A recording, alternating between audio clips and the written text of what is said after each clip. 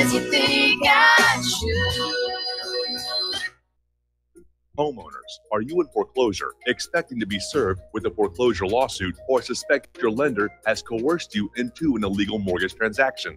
A huge number of mortgages made in the last 10 years have legal issues and are possibly defective. State laws and the U.S. Supreme Court have upheld that defective mortgage documents are grounds for foreclosure defense and for counterclaims in favor of the homeowner. If your mortgage has been sold or assigned since closing the loan, it may be defective and you may be paying the wrong party, and the lender may not have standing or the right to foreclose or collect payments under the law. If you would like to know if your mortgage is legal or not, or know if you are paying the right party, we can help. Our initial consultations are free of charge. We are not attorneys. We are legal researchers and work closely with experienced lawyers who know how to help you find the evidence to help you keep your home. Call toll free 1-855-2-KEEP-IT. That's 1-855-2-KEEP-IT today. You're listening to Republic Broadcasting Network, because you can handle the truth.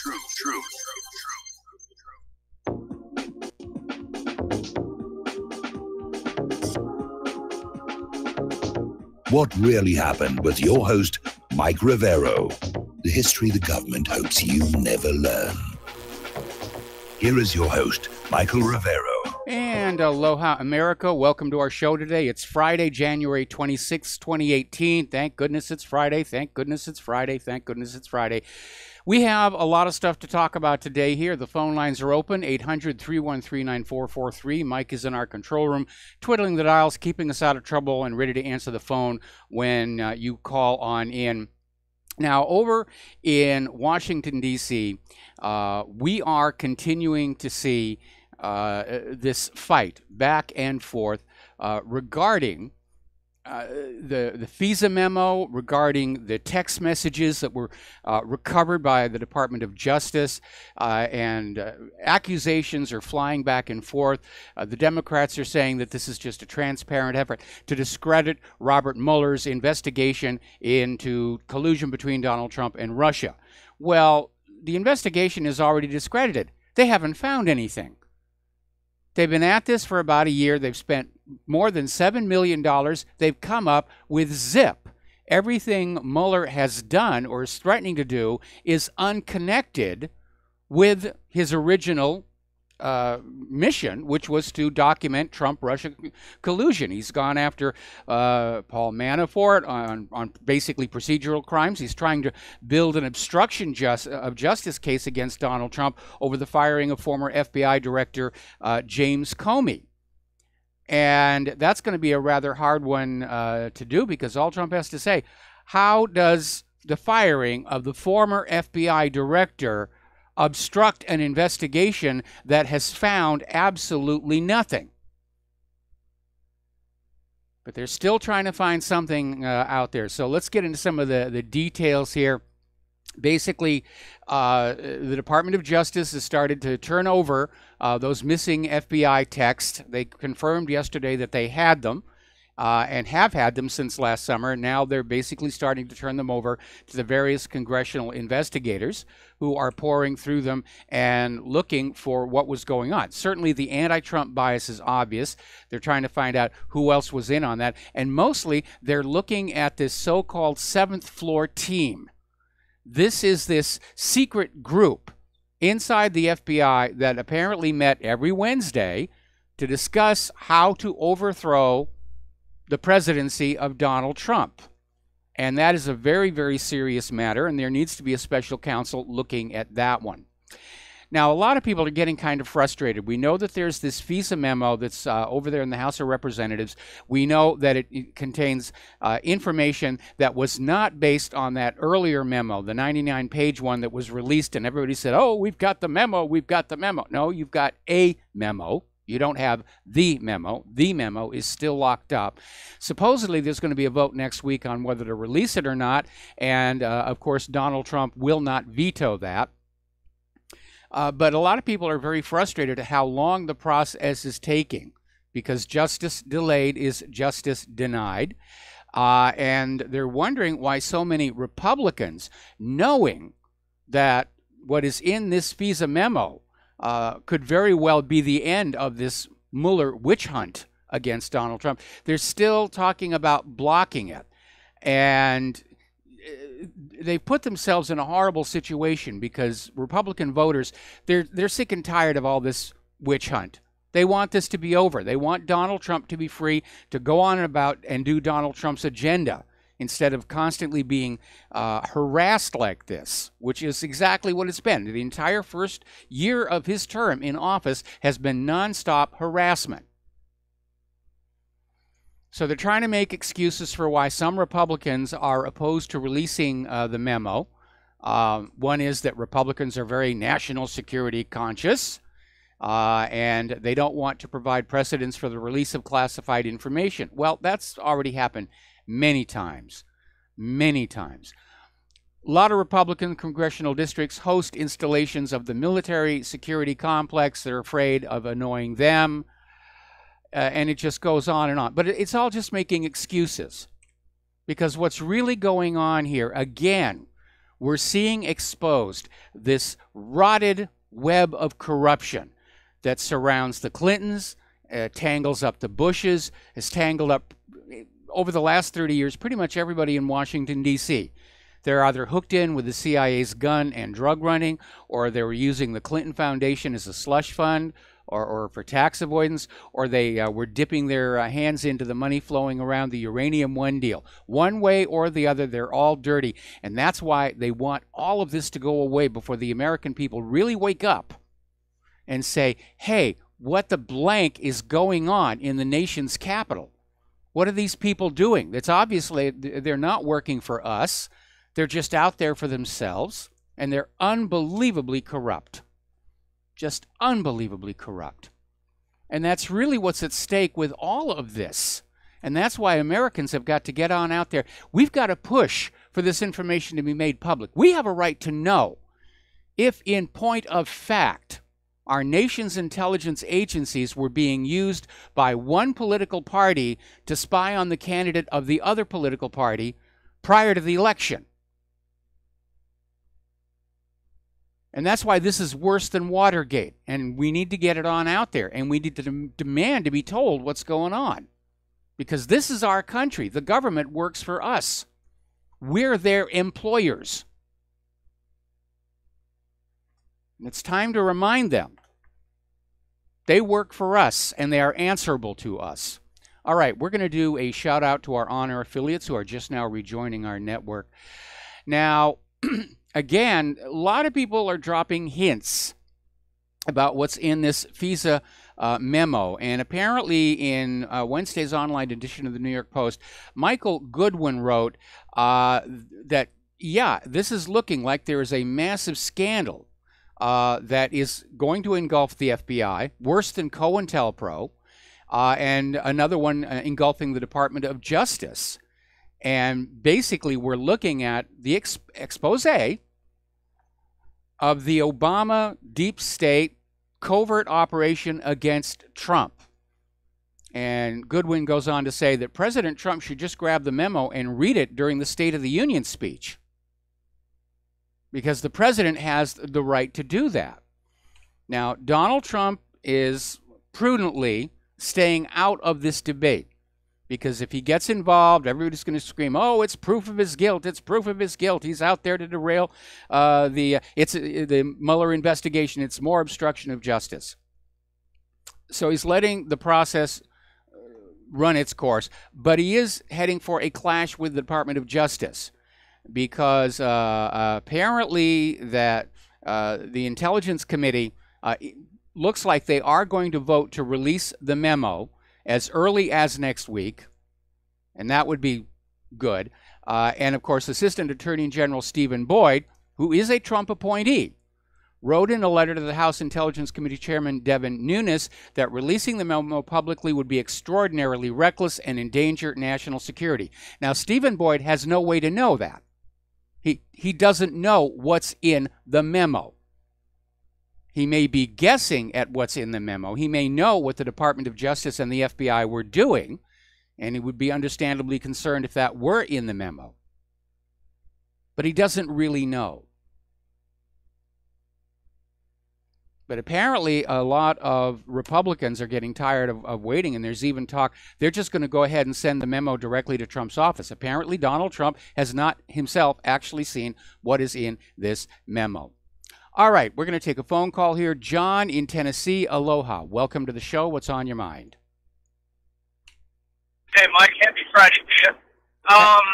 I was thinking romantically, this FISA memo might have been leveraged when they had the government shutdown, where they told Schumer, because presumably would this not hurt Obama and Obama's Democrats the most, going, ha-ha, you were spying on Trump illegally? Oh, yeah. That's why the Democrats are in such a panic about this. This is the Democratic version of Watergate. Well, what I'm thinking here is, the truth is Paul Ryan's long-term agenda, Mitch McConnell's long-term agenda, or wherever their handlers are, the establishment Republicans, they don't want that wall, and they want the DACA. So actually, they're still like never Trumpers. Trump's going to come and Trump's going to go, but 30-year long-term Republican establishment guys, they're still going to be there. And I'm actually thinking they won't release it because they're in bed with the Democrats and they're all about big government. And even if Trump got $25 billion for the wall, they won't even break ground on the wall. They'll just go spend that $25 billion on something else. Schumer gives the Republicans their wars. So the game being played here is I really don't think that there's going to be a big Obama Democrat bashing session and Trump was right, because I don't think the establishment Republicans are aligned with Trump at all. I really don't. I don't think Paul Ryan and Mitch McConnell could care less about what Trump wants or Trump's patriotism. I still think they're part of the deep state, and he's his own, he's in his own orbit. Well, we better find a way to get that FISA memo out there, and we better find a way to get those texts out there. The nation cannot go on with this degree of corruption in our central government. It simply can't. And now, the FISA memo would make me just as angry at the government as a whole. It wouldn't be a partisan thing for me, because it's not like Republicans wouldn't. You know what I mean? I still see two parties, one head. I see one big government. Well, I understand what you're saying. I understand what you're saying. But you need to remember that the reason that the Department of Justice and the FBI were working to clear Hillary over that email server, it's now come on out, Barack Obama himself was sending classified information to Hillary Clinton over that same weak private email server. So for every Title 18 felony violation that Hillary Clinton was chargeable with, so was Barack Obama. And so apparently the order for all of this stuff came down from the highest level. And again, I'm having a hard time imagining that the FBI would start spying on Donald Trump unless that order came from above either. So yes, it's certainly going to be a very damning memo for the FBI as a whole and the Department of Justice as a whole. But again, this is going to be the Democratic version of Watergate. If the memo came out, it would be Donald Trump doing a victory dance, just like he's trying to do a victory dance over the tax cut. But actually, I think Paul Ryan gets more credit for the tax cut than Trump does, and that's what I'm saying. I don't see those. I don't see the Republican Party aligned with Trump. So he would have his own celebration party, and I'm kind of thinking they wouldn't give him that victory. Well, here's the problem. See, the reason. Paul Ryan and McConnell and the rest of them, Okay, the reason the Republican leadership is not on board with Donald Trump is they didn't pick him as a candidate. They didn't elect him as the president. Donald Trump is the visible proof that the Republican leadership lost control of their own party. And the same thing almost happened, of course, with the Democrats. And up until this last election, apparently we had a system where the party leadership was rigging the primaries to choose their own candidates, and then it was a battle between the vote riggers as to who actually got to be in the Oval Office. But the GOP, they were against Donald Trump from day one. They put him off to the side for all the debates here, and they were pushing all these other candidates ahead of him, like Ted Cruz, who doesn't even qualify to be president because he's not a natural-born citizen. And they put Jeb Bush, and one by one, Trump just passed them all, and he became the candidate. And the GOP leadership isn't thinking about the party, and they aren't thinking about the voters. They're just thinking about how they have been embarrassed by Donald Trump, and they want their payback. Okay, well, like I said, we'll talk next week. It'd be very interesting. If they really didn't release it, you and I would just have to thoroughly discuss it, going, why not? Because it would just give the government of Poland such a huge black eye. The NSA and all the domestic spying since 9/11, and we're sick of it. So now there's a massive abuse of power rising to the level of, like you said, another Watergate, maybe 4 times, 10 times worse than Watergate in criminality. And they wouldn't let the public see that because they know we would just pop off like they wouldn't believe. All right, well, thank you for your phone call here, and we're going to let you go. Get on back here to some of the news. But, yeah, that's really what's going on. I mean, after Richard Nixon got caught with the Watergate mess, oh, man, the Democrats had a field day. Oh, the GOP is corrupt. They play dirty tricks, and they milked it for everything that they could. And now, of course, the shoe is on the other foot. And the Democrats are now caught with a president who was appeared to be using the nation's intelligence assets to spy on his opposition or on his party's opposition. And for all we know, it may have even happened when Obama was running for re-election, because that's when Richard Nixon and his creep, his plumbers unit, committed the crimes that eventually brought his presidency down. Yeah, that's what this is all about. This is about the Democratic version of Watergate. And if that memo is not officially released, I expect it'll be leaked. And I imagine probably right now there are a lot of smaller, hungry newspapers who would like to take on the preeminence of the Washington Post. And I'll bet their reporters are out there right now working their sources, trying to find out what's going on. So it's not really up to Congress. It's not really up to the Intelligence Committee whether this story is going to come on out or not. It's going to be up to somebody who still remembers what it's like to be a real reporter, and it's going to be up to those of us in the independent media to make sure this issue is placed before the eyes of the American people and kept there. And that's a good handle to use on this. This is the Democrats' version of Watergate, because the original Watergate, Richard Nixon used the spy agencies of this country to spy on and sabotage Democratic candidates so that he could run against McGovern, which he knew he could steamroller over. And that's what is emerging here. Barack Obama used the nation's intelligence agencies to spy on and possibly sabotage the opposite party candidates going into the election. And we have a right to know about that. Now, Representative Issa is out there saying we have a problem, based on what's inside this memo. And he says Americans do have a right to see the FISA abuse memo. And I agree. I absolutely agree. And, of course, what we're going to get from the Democrats, what we're going to get from the corporate media even, it's national security. Like it's a magic word. We say national security and you just shut up and you don't ask any more questions.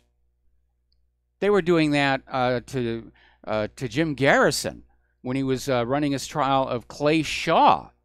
Every time he tried to get any kind of information, oh no, we can't tell you, it's national security.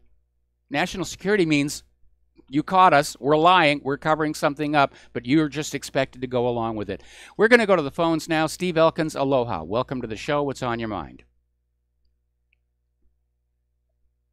Steve, are you there? Yes, I'm here. Okay, good. Couldn't hear you for a bit. Yeah. I do understand the perception if Donald Trump steps in and says, with Mueller basically releasing him or firing him. But, I think there's a reasonable amount of time. We're looking at a year now. This Russiagate hoax, this fraud has been going on for 1 year now. And if Donald Trump can't say it, this is show your cards type deal, then somebody in the administration, or there needs to be a coalition of Republicans saying, this is a witch hunt. We know it's a witch hunt. Show your cards and let's get this over with. Do you have something? You don't have something, crap or get off the pot, as my mother would say. Yes. And they need to show their cards, and we need to get beyond this because this can drag out forever, and they'll keep saying that they have evidence, but they never show it. I think a reasonable amount of time, it's been a year, it's time to say, show your cards. I would absolutely agree, and I think Republican members of Congress ought to be the ones to do it. It should be the job of Attorney General Jeff Sessions, because the special counsel ultimately works for him. Now, remember, the way the special counsel was set up, the way Robert Mueller got the job, did not conform with the way special counsels are supposed to be set up. There's supposed to be a Department of Justice investigation first that finds evidence that a crime has occurred. In other words, the Department of Justice was supposed to find evidence of Trump-Russia collusion. At that point, the special counsel would be appointed. Steve, stay on the line. We got to take a break for commercials. We'll be right back.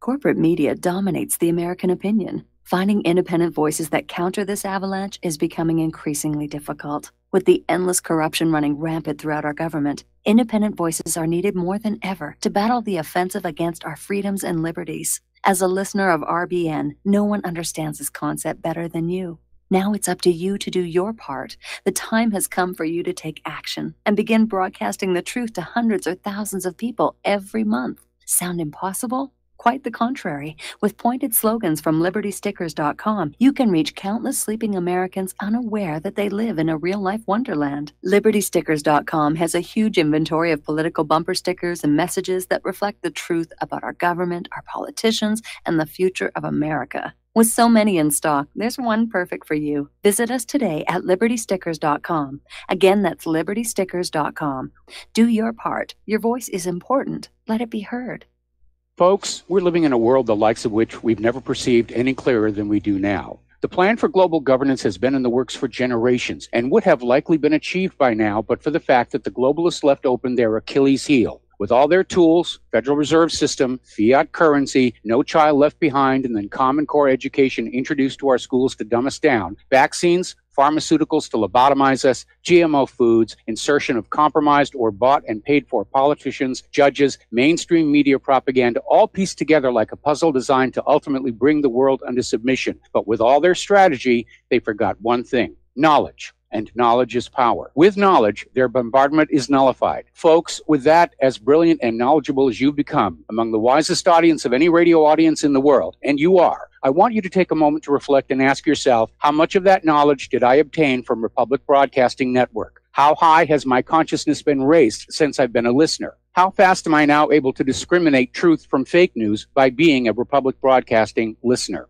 How clear am I now able to see the world since I've been listening to RBN? Ask yourselves those questions, folks. Then ask yourself, what is that knowledge worth to me? Like my morning coffee, how would I survive without it? A voice of truth in a sea of lies. Do we not all need to make sure it survives? Like public broadcasting, we are now finding we can only survive with listener support. Censorship, advertisers being attacked, truth itself being attacked. It's the only way through this. We at Republic Broadcasting humbly ask you to become a supporter. Look at your budget and make a determination of what Republic Broadcasting is worth to you and what you can afford on a monthly basis. Go to republicbroadcasting.org and pledge $20, $30, $40, $50, if possible, $100 a month or more if it's affordable. Click the donate button and become a regular monthly donor. Assure both us and yourself that Republic Broadcasting truth will continue to flow like that morning coffee. The network thanks you. We the people, in order to form a more perfect union, establish justice, ensure domestic tranquility,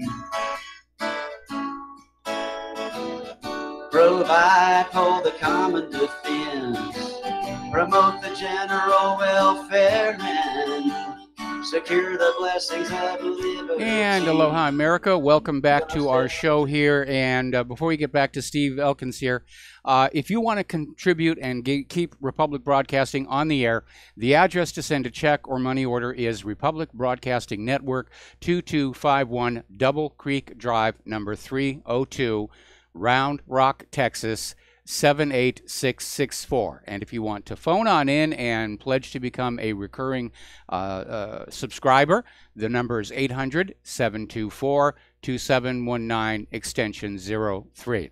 Now, getting on back to Steve Elkins, we're talking about the Robert Mueller special counsel, how Rod Rosenstein just basically said, Mueller, sick him. And that's not the way it's supposed to work. There's supposed to, first of all, be a regular Department of Justice investigation that finds hard evidence that something illegal has been done. And only then is a special counsel empowered and funded to investigate that crime. Now, Mueller was tapped by Rod Rosenstein to look into the issue of collusion between Donald Trump and Russia in the 2016 election. And Mueller has found absolutely nothing. And that's why he's gone off on this fishing expedition. He's looking for anything that he can find to attack Donald Trump with, and that's not the way a special counsel is supposed to work. So, Steve, what's your comment on this? Steve, are you there? Okay, I guess we lost. No, I'm here. You're there. Okay, I guess your volume was down or something. Yeah. No, my next question would be, I agree with you, but will we see an Attorney General, Jeff Sessions, with enough backbone at some point in time to say, this is it, show your cards, it's over, and we move on? I mean, we're going to wait another 6 months? We're going to wait another 8 months, 9 months? Is this going to drag on forever?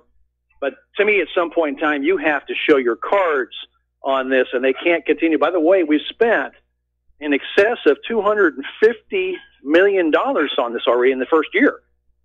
I have no idea where $250 million comes in an investigation of how they spend that kind of money, but I mean, this is ridiculous. $250 million for 1 year investigation, and we don't have any evidence to show there's a Russian collusion. None. Yeah, absolutely. It's a huge waste of money. I think by now it's one of the longest running investigations in the U.S. government, and I don't think Jeff Sessions is going to do anything about it. I think he's cut from the same cloth as Loretta Lynch was, that he's part of the deep state, that he's got his own compromise, that he's been sitting still for what is obviously a very biased special counsel office.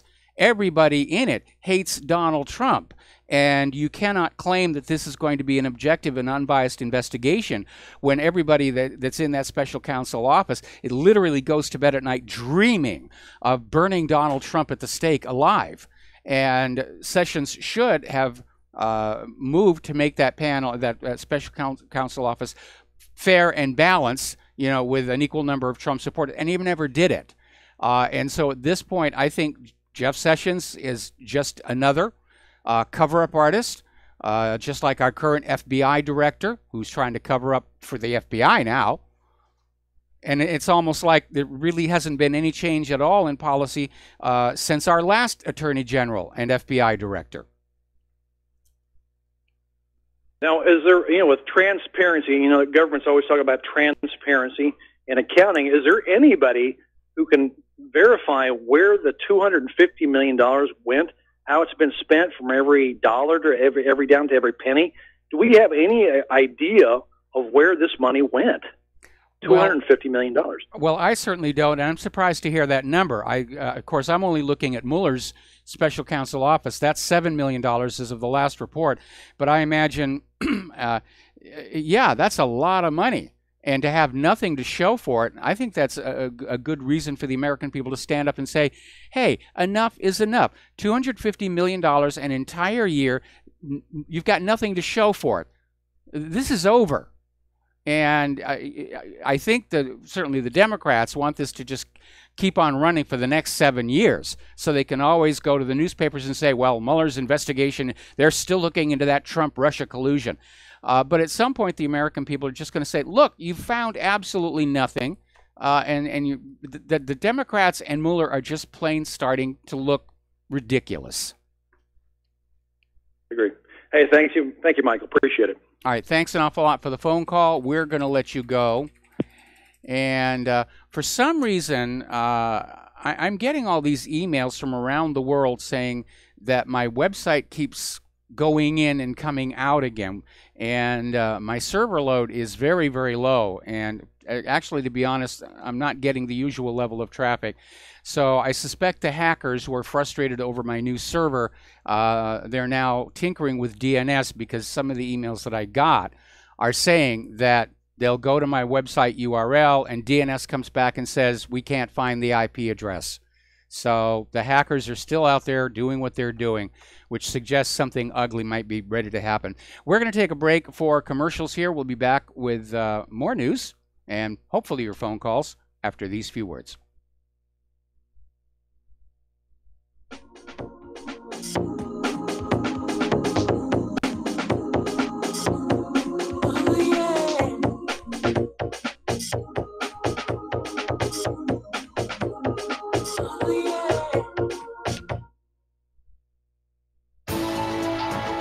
You are tuned in to the Republic Broadcasting Network. Visit our website by going to republicbroadcasting.org.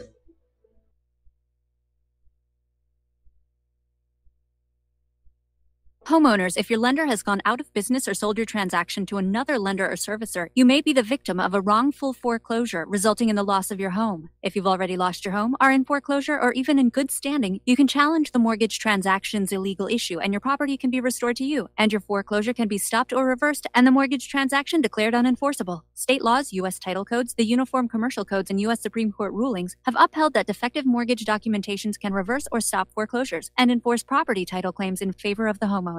We are having successes in stopping the process of foreclosure, the enforcement of the foreclosure judgments, the sale of property, and evictions after the sale. We are not attorneys, and we don't give legal advice. We are a professional team of legal researchers, providing forensic mortgage audits and expert witnesses. We have the knowledge to produce the evidence and enforce laws regarding your legal issues. We've been in business for 12 years without a complaint. Consultations are free, and we provide a free title search to confirm if your mortgage has legal defects. Please call 855-253-3748. 855, keep it today.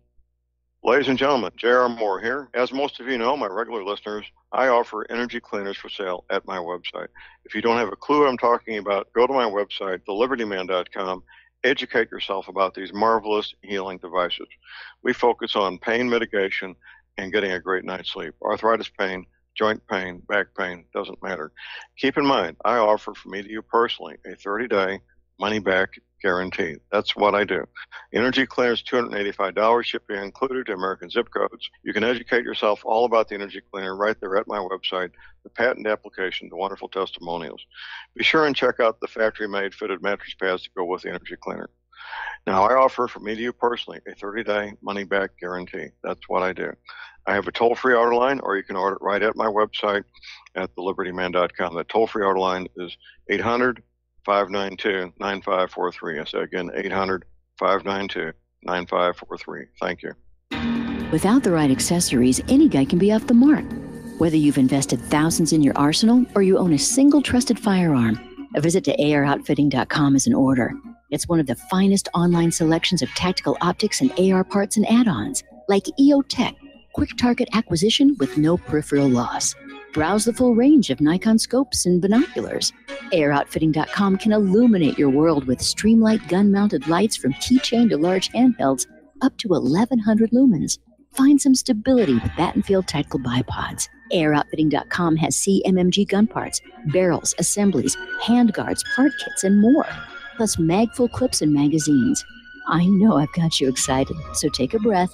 Head to AROutfitting.com. The site's super easy to navigate and features a ton of technical info, including links to manuals. We also welcome vendor and manufacturer inquiries. Remember, if you don't see it, we can get it at AROutfitting.com.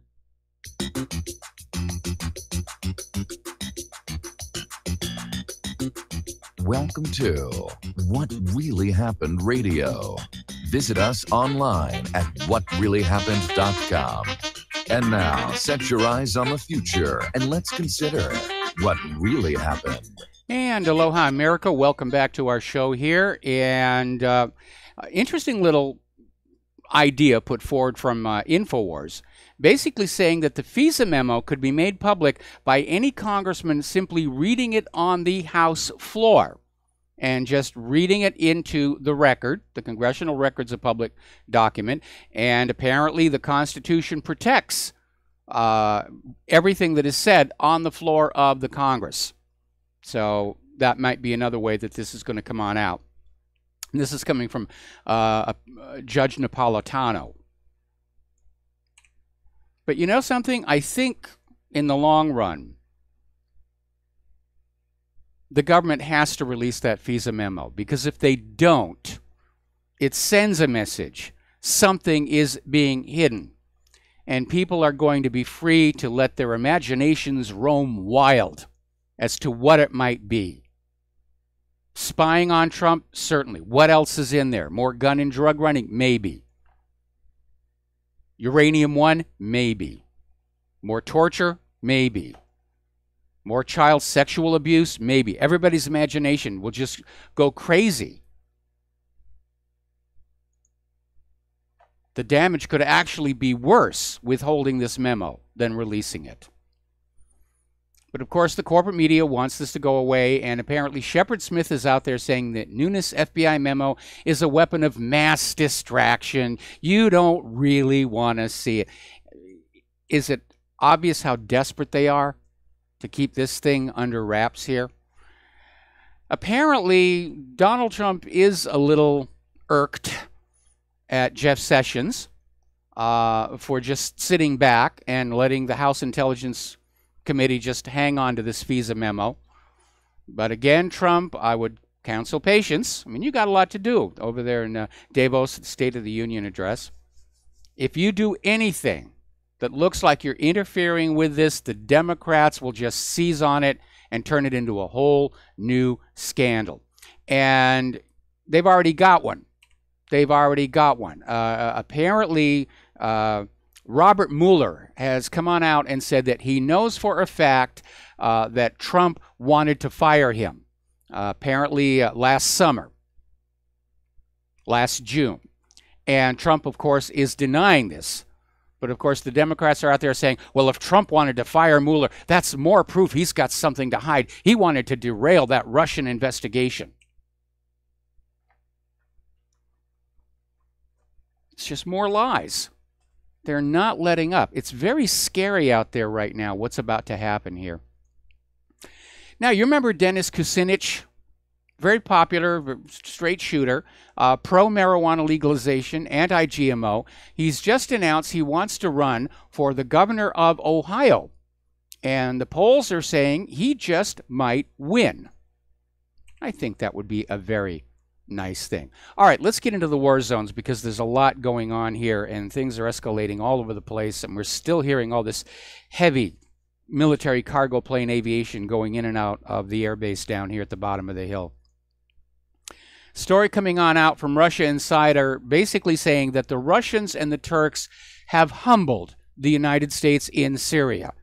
And yes, and actually, Syria and the Russians had humbled the U.S. even before this, because remember, when the U.S. had to drop the Assad gassed his own people excuse for the war, they started going with, well, we're going in to get ISIS and Al-Qaeda.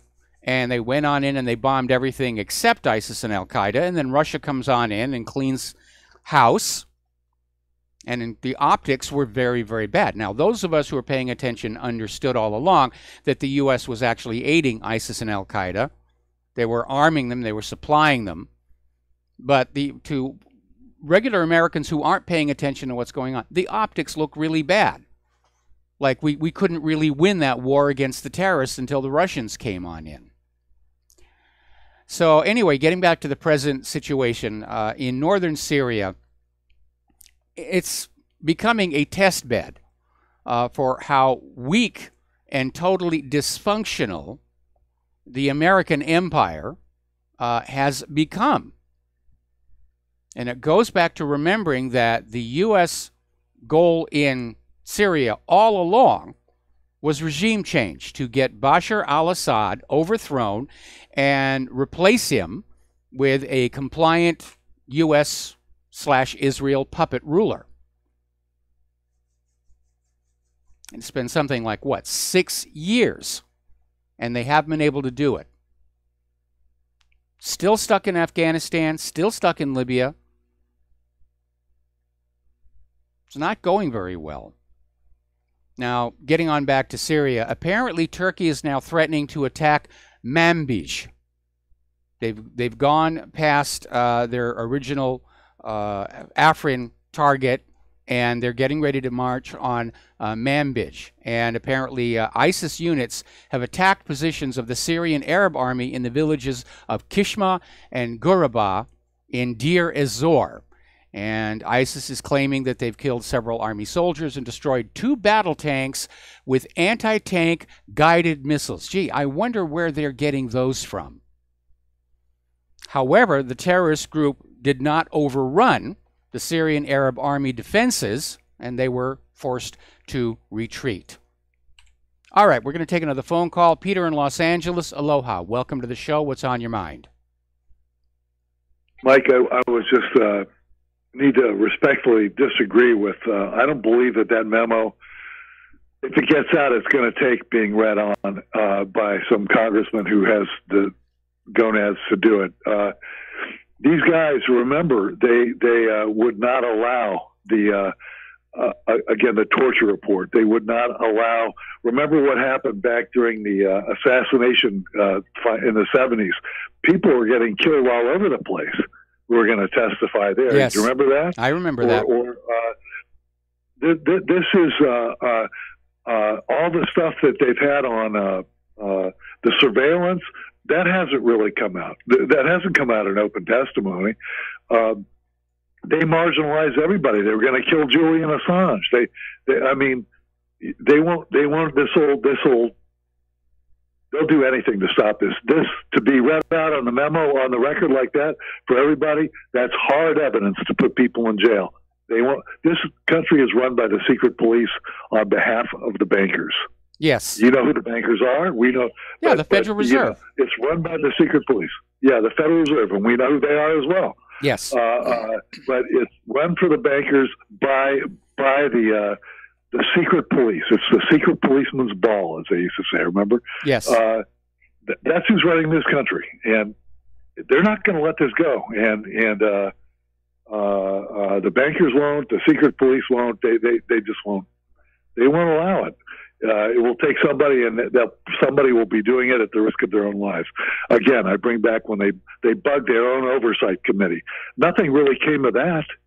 They bugged their own oversight committee, Yes. and nothing came of that. But again, it illustrates the point that I was making about the FISA memo. When they had this huge torture report, and they pared it down and pared it down and pared it down, and they decided not to release it at all, it allowed people to just assume the absolute worst. That the U.S. government was engaging in the most horrific possible tortures. And yes, certain people that should have gone to jail or should have gone to The Hague were spared. But it made, again, the optics were bad. It made the United States look bad in the eyes of the rest of the world, because the rest of the world is out there saying, well, boy, they must have been using really horrible tortures if they're not even going to allow the report out. I mean, obviously, if it had been just waterboarding, we already knew about that, and they would have let the report out. So the fact that they didn't, we're free to assume the worst, both with the torture report and now with the FISA memo. So, yes, they may be protecting themselves from legal consequences, but in the process, they're destroying what little remains of the reputation and legitimacy of the United States central government. And again, remember, I'm sure that there were people who didn't want what Richard Nixon was doing to come on out, but it did manage to break free despite the best government efforts. And again, getting back to the House Select Committee on Assassinations, despite all the wet work and all the bias, they did finally admit that, yes, there had been conspiracies in the assassinations of both Martin Luther King and John F. Kennedy. So even then, with all of that, the truth finally came on out. Well, Mike, you're right. You're right about that. However, the reason why, it never came out, officially, and nobody was ever held accountable for any of that stuff. We're past the point. We're past the point where we need things to be acknowledged. They know we're.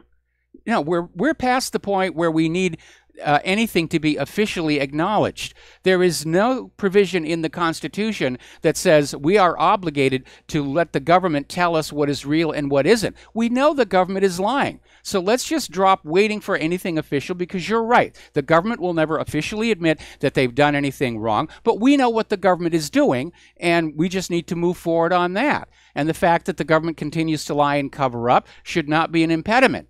We all agree the government is lying. The government has done some very, very horrible things. The time has come to decide, what are we going to do about this?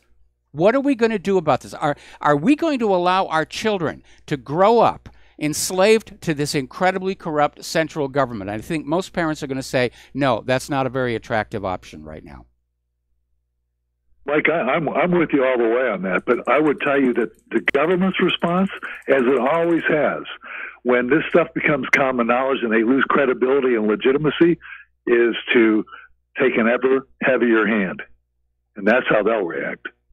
Well, again, the fastest way to bring down a dictatorship is to force it to act like one where everybody can see it. And we're getting into that stage right now with all this police state stuff. You know, Americans are really looking at all the surveillance and the spying that's going on, and they're getting fed up. So, you know, yeah, everything that the government is able to do to try and keep this under control is only going to hasten the day of their own destruction. There's no magic wand that they can wave that will bring back the people's trust. It's impossible. All they can do, as you say, is become more and more oppressive to just keep the people down. And again, that's a dead-end street. Every regime in history that has tried that, where the people have come to understand how corrupt their rulers are, and the response by the ruler is repression and oppression, it always ends. Gandhi once said, you know, there are always tyrants, and for a time they can seem invincible, but they always fall.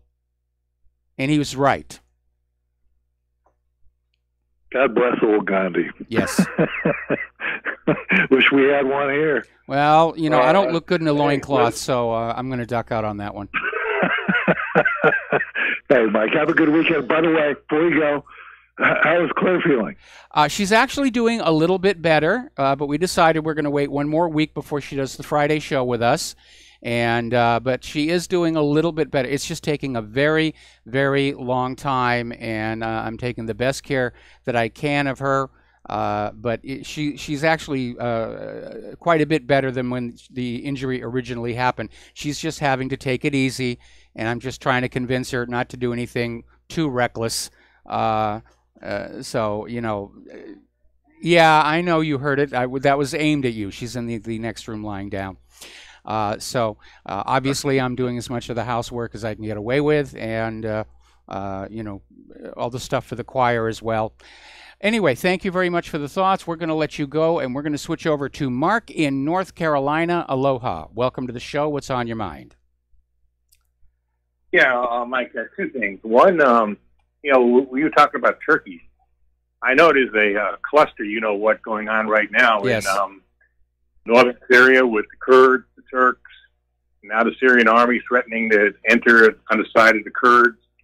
And, of course, there's always the threat between the United States and Russia being there also.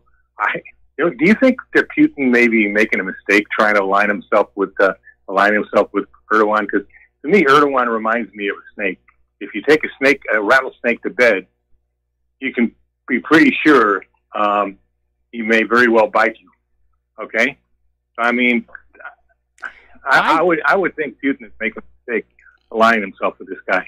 I don't know that he's necessarily aligning himself with Turkey, but basically what he's doing right now is he is basically pulling back. Obviously, Putin is aligned with Bashar al-Assad, and the question is how adversarial does Erdogan plan on being, because that's definitely going to put Russia in a very difficult place. I think if push comes to shove, that Putin will stay aligned with Syria.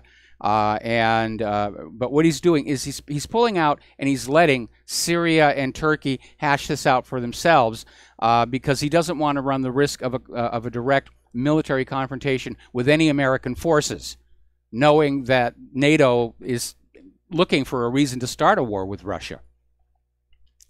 Well, I don't think he's really afraid of NATO. I think anything localized to Russian army would probably clean NATO's clock in a couple of days. I would like to think so, but Putin understands. Even if you win a war, it's still bad for your country. Nobody really wins the war except the defense contractors and the big banks and the politicians. Everybody else loses on both sides. But the thing is, I think he's pulling away because the northern part of Syria there, and that you got the Kurds. We're the ones that are in the mess now. Yes. The United States. I shouldn't say we because I don't go with this policy. I think it's disgusting. I think the troops that are involved there are shaming themselves and shaming the brave troops of wars like World War II when they really were defending freedom and democracy. But well, wait a minute. World War II was as much economic as World War I. Even during the 1930s, Winston Churchill was out there saying that Germany had recovered from World War I. They were becoming an economic threat because they had all the good scientists and they had all the heavy industry and manufacturing. And Winston Churchill said there has to be another war. We have to crush Germany again because they've thrown off their private central bank and we can't compete with them. And that's what World War II was really all about. I've been watching this thing lately on a History Channel about what if Hitler had won, he actually had ambitions of conquering the United States. Well, so, I got to be honest. I've seen so much crap on the History Channel. I don't watch them anymore. When they first came along, I said, "Oh, great, this is going to be fine." But no, a lot of the stuff is nonsense. That the show about hunting Hitler, I forget which channel that's on. It may be History, it may be another one. I've already caught them in several flat-out fabrications and lies. So, again, go to my website, read my article, All Wars Are Bankers' Wars, and you will be enlightened. We got to take a break for commercials. Thank you for the phone call. We'll be right back.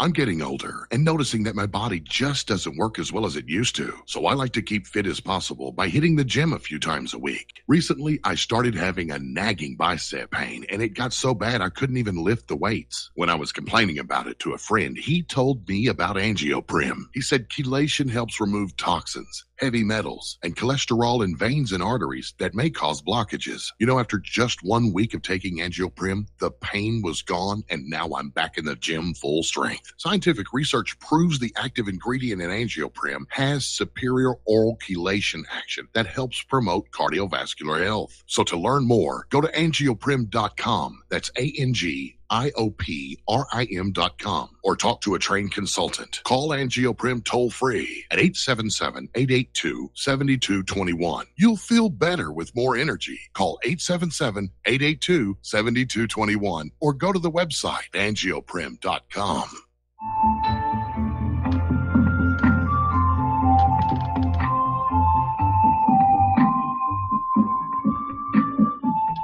Do you know there is an ongoing war right here in America? Are you aware that U.S. citizens have been classified as enemies of the state since 1933? Have you recognized that our entire government is really a vast network of interlocking corporations engaged in commerce? Look up Title 28, Section 3002. Tune in to In Defense of Humanity on Saturday nights at 7 p.m. Central Time. Find out what's really going on and learn how to protect yourself and your family as flesh and blood men and women living in a corporate reality.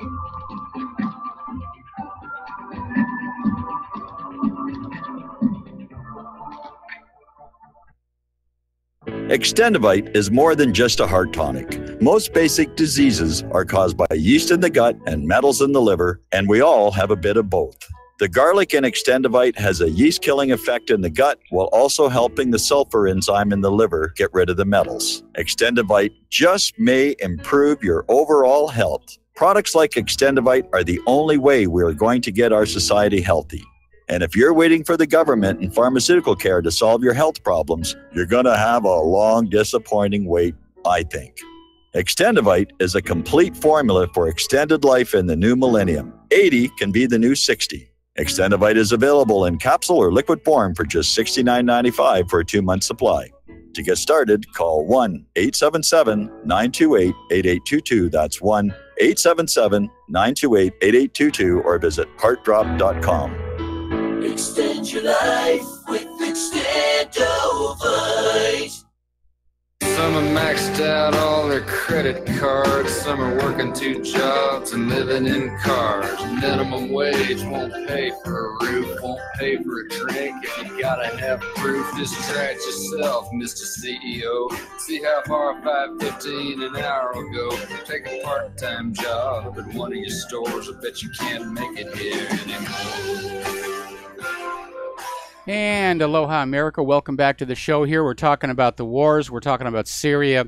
And the Syrian Kurds are now seeking Damascus protection, saying Turkey is obviously invading. We need the Syrian army to be on our side.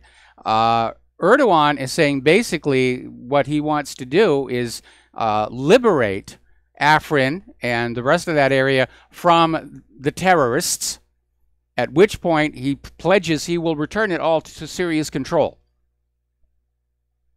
So if Assad actually believes that, then the Syrian Kurds are on their own.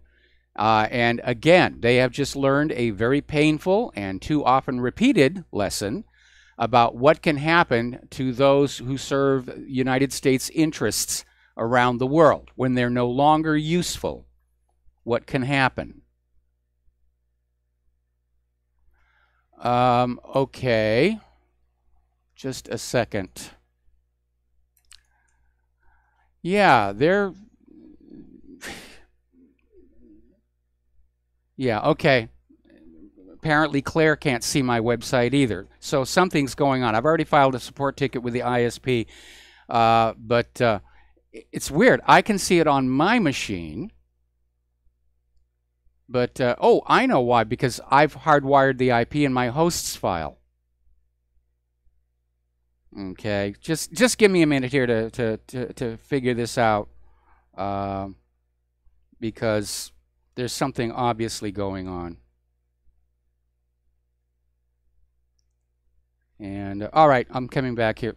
Yeah, the server cannot be found. Okay, something's wrong there. Okay. So getting on back to the news here.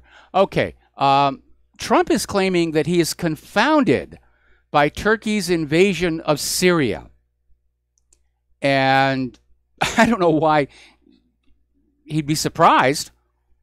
Erdogan has made no secret of the fact that he views the Kurds and their attempt to form an independent Kurdistan with the assistance of the United States as a problem. So I don't understand what's going on with that, rather with Trump saying that he's puzzled and mystified by it. But of course the problem is there are U.S. forces in the area. Now 2 advisors, a term you will remember from Vietnam, have already been killed in a Turkish attack on the Kurds. And Trump called up Erdogan and said, please exercise restraint. Didn't get the response he wanted. Turkey is saying they will target U.S. troops if they keep supporting the Syrian Kurds. This is a major escalation. And who knows where it could go? I mean, is Trump really going to be dumb enough to go to war against Turkey inside Syria? It certainly gives him a reason to stay there.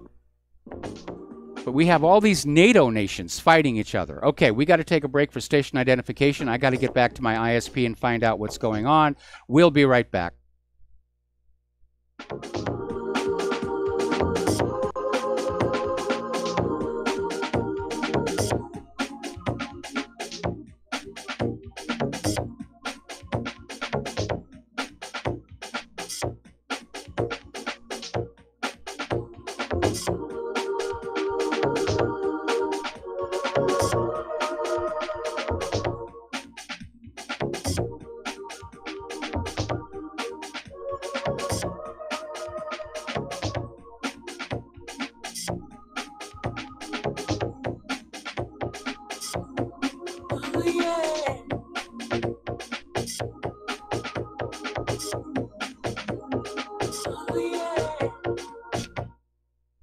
Hi, folks. CBD is the home run hitter for health right now. Why, you ask? Because of what it does for the body. Unfortunately, I can't tell you all about the benefit. You know, there's reasons. Do your due diligence and log on to ancientlifeoil.com. That's ancientlifeoil.com. Ancient Life Oil uses organic ingredients and is blended in coconut oil for some of the best benefits. Legal in 50 states and non-psychoactive. Log on to ancientlifeoil.com. That's ancientlifeoil.com. Do you worry a lot? Whether you're a college student, busy professional, parent, or grandparent, ongoing stress and elevated levels of the stress hormone cortisol can rob your memory, your health, and your future. Now you can combat the effects of stress and anxiety while improving your memory and recall at the same time with the dietary supplement Calm and Clever. Studies show that the ingredients in Calm and Clever reduce cortisol by as much as 30% in 1 to 2 weeks. Call 1-800-758-8746 or calmandclever.com.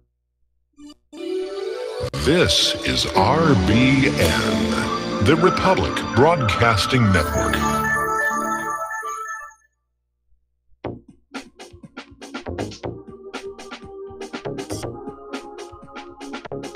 What really happened with your host, Mike Rivero, because World War III is a really bad idea. Here is your host, Michael Rivero.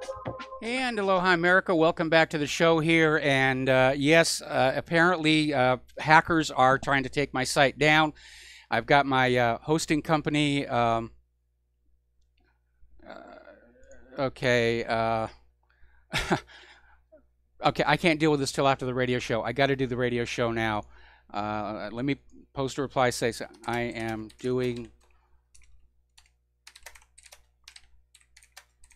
Okay.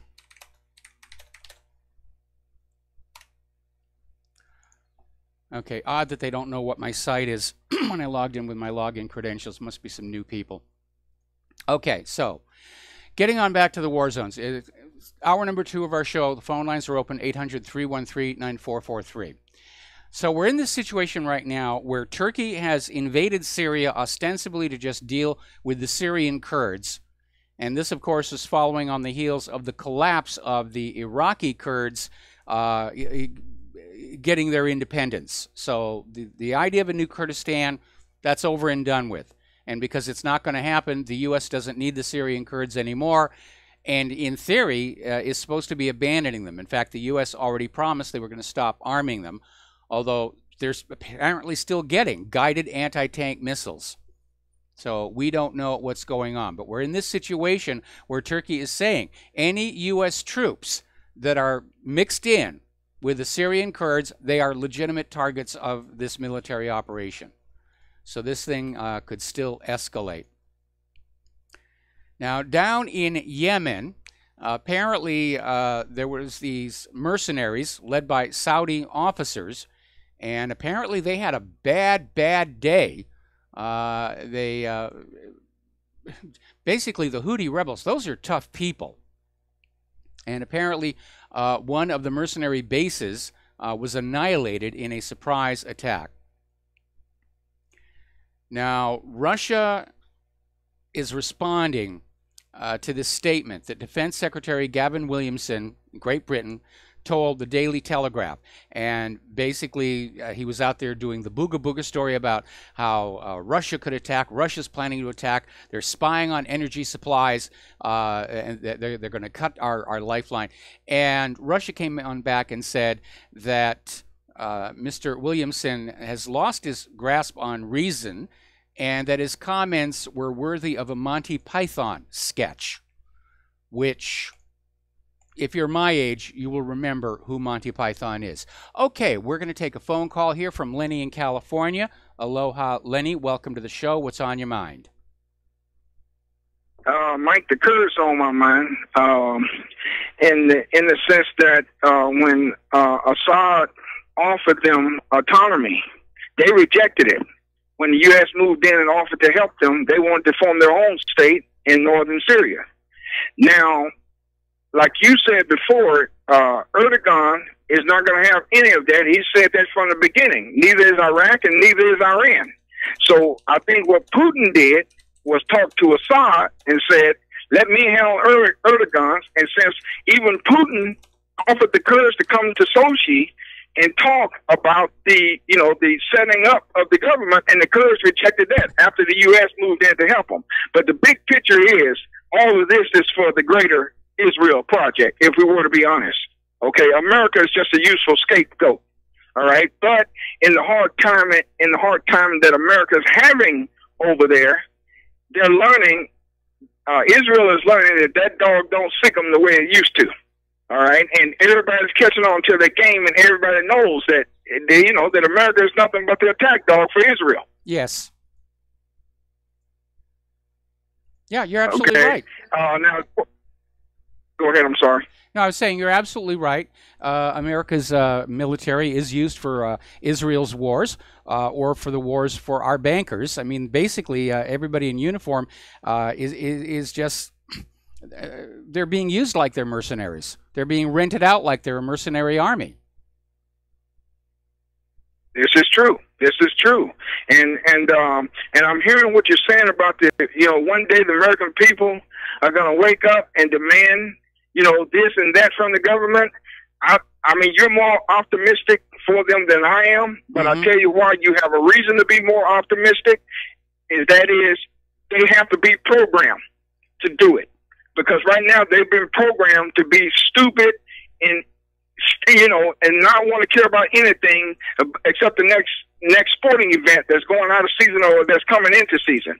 But I give it to guys like you who are on the front line, who are programming. This is the fight, okay? It's programming versus programming. And if we keep pushing, and I'm doing my part, I'm always sending people your stuff. I'm always, hipping them to other stuff. But this is it. This is the fight. It is an information war. And the information is being used to wake people up just like it's been used for so long to put people asleep. Absolutely. And again, we're on one side, the corporate media is on the other side. But you're right, it's an information war, and I hope we're going to win it. Anyway, thank you for the phone call. We're going to let you go, and we're going to do a shout-out now to our on-air affiliates who are just now rejoining the network. Now, Donald Trump, of course, is over there in Davos, and he's out there wagging his finger at the disrespectful Palestinians. Trump is apparently very angry at the way the Palestinians treated Mike Pence when he was over there. And so basically, Trump is saying, you will come to the peace table with Israel or you will lose hundreds of millions of dollars of aid.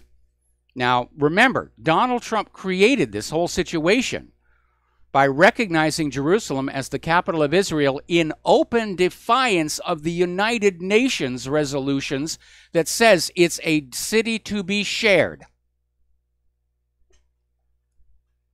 So Trump once again proved that he is Israel's bitch, and he made this mess.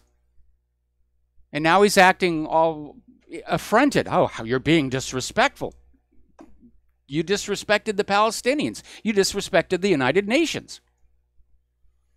Now, the Palestinians are saying that if Jerusalem is off the table, the U.S. has no seat at it. Peace with Israel is not possible if the status of Jerusalem cannot be talked about. Now, Palestine is willing to share share Jerusalem with Israel. They just want the eastern part of it that was given to them by the United Nations. That's all they want. They want what the UN says is already theirs. Israel's already trying to commandeer it and steal it. Israel wants all of Jerusalem. They want the Palestinians to go away. They want to just kill off the Palestinians. They want the Americans to pay for it. By the way, Michael Herzog had an amazing statistic on his program. Did you know that almost 1/3 of those Palestinians are Christians? And so you have this bizarre situation of churches, Christian churches in the United States of America, sending money to Israel so Israel can kill Christians in the West Bank and in Gaza. I love what Michael Herzog had to say about it. Who would Jesus bomb? Now, John Kerry came on out and basically said that, well, he's undermining President Trump's authority. He's speaking to leaders within the Palestinian Authority. I think he's a private citizen. He may have just violated the Logan Act.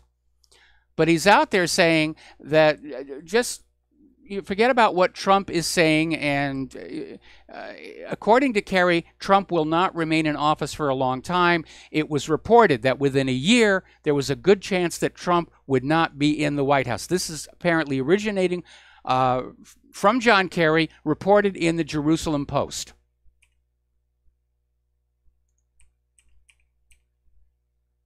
I sure hope Donald Trump gets wind of that. I really do. Now, there is a new book out, and apparently it is a history of Israel's assassination operations. And it talks about things like poison toothpaste. It takes a month to end its target's life. That's the polonium. Armed drones, exploding cell phones, spare tires with remote-controlled bombs, assassinating enemy scientists, finding the secret lovers of the world leaders. And apparently this book says that in its 70 years of existence, Israel has carried out at least 2,700 known assassination operations.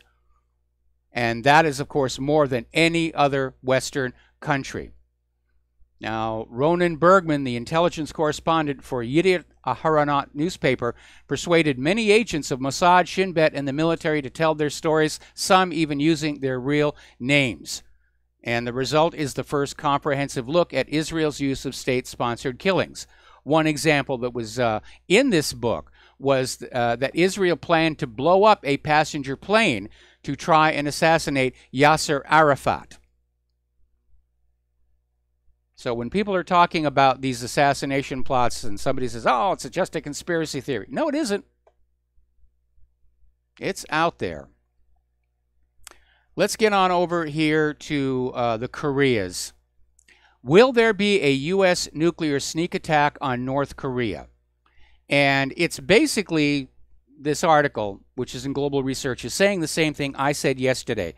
There is this thaw in relations between the two Koreas. They got together over the Olympics. Now they're talking reunification. They're moving forward on that. Once the reunification happens, the agenda for war is over. North Korea is no longer a threat to South Korea. The U.S. loses its excuse to go into North Korea. And so Global Research is saying that it is very likely that the U.S. will just haul off and go on in with a sneak nuclear attack on North Korea before there's any more progress on reunification. And I'm afraid that that could very well happen, and they're taking a risk, of course, that this could turn into another regional or full-scale war, because China is not going to be happy with the U.S. popping off nuclear bombs so close to their territory. Neither will Russia. Japan is certainly not going to have it. They're going to be reliving Hiroshima and Nagasaki all over again. They'll be having nightmares. The kids will be having nightmares with all that stuff. Now, one of the reasons the U.S. is opposed to reunification of Koreas has to do with China's One Belt, One Road policy.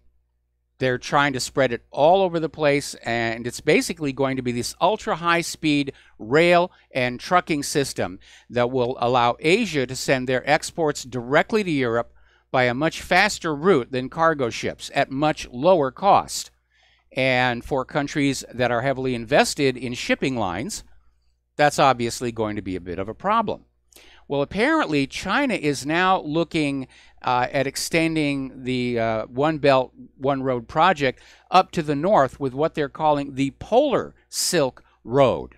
that will basically be up along the northern part, may involve some sea routes. Now, unfortunately, they're basing this on the idea that there's going to be less ice up there because of human-caused global warming. And I hope they take another look at that, because it doesn't seem to be the case. Okay. Now, as you know, Donald Trump is floating this plan. It's a compromise plan. He is going to open a way for 1.8 million of the so-called dreamers to become U.S. citizens. And along with that, there will be new restrictions on legal immigration. They're going to start tightening up requirements. And $25 billion in border security to end the illegal immigration problem. Now, nobody's talking about the fact that 1.8 million illegal immigrants is just a tiny fraction of the true problem. That there's probably closer to 5 million illegal immigrants, and those who do not make the Dreamer amnesty, they've got to be rounded up and they've got to be shipped home. And that gets us back to the sanctuary city area. But as is usually the case with anything in Washington, D.C., and especially with anything from Donald Trump, there's opposition coming not just from the Democrats, but even from Donald Trump's own party. They don't want to spend the $25 billion on the wall. They want amnesty. The Democrats want amnesty for everybody, and they still want the open borders. The Democrats are openly admitting they are counting on illegal immigrants voting to swing this November's and the 2020 elections. They're not even hiding the fact that they're stealing the elections, because it is illegal for illegal immigrants to vote.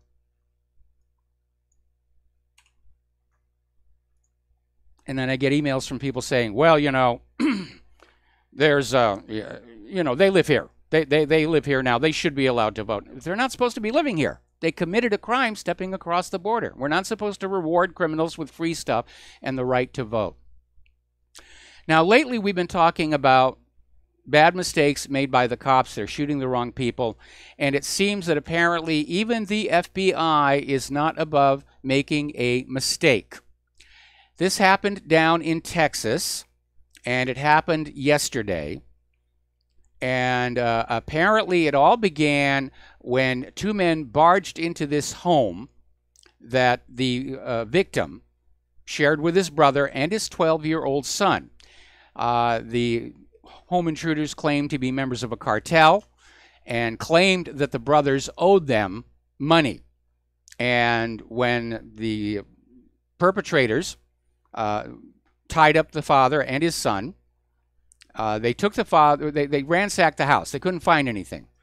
So they took like a PlayStation and an Xbox and a bunch of stuff like that, and they left, and they told the kid, don't call the police. We're going to let your father go just 15 minutes away from here. Well, the boy got out of his restraints, and he called the police, and obviously the victim hadn't been let go by anybody.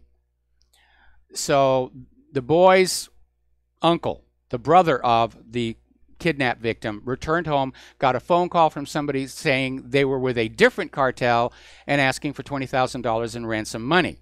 And police alerted the FBI, who tracked the cell phone number to a hotel. So far, so good. But apparently, when the FBI went to make the arrest of the kidnappers, they shot and killed the kidnapped victim. Little bit of a whoopsie there. So for those of you who still think the FBI are just the absolute top in law enforcement.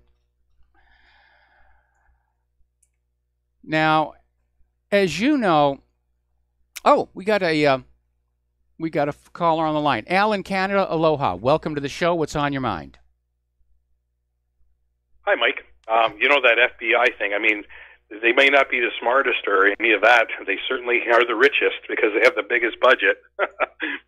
I'm on your website, Mike, and I cannot find for the life of me. You're one of the lucky ones. Yeah, because apparently there's a major DNS problem going on where people can the server can't be found, and our ISP is looking at it.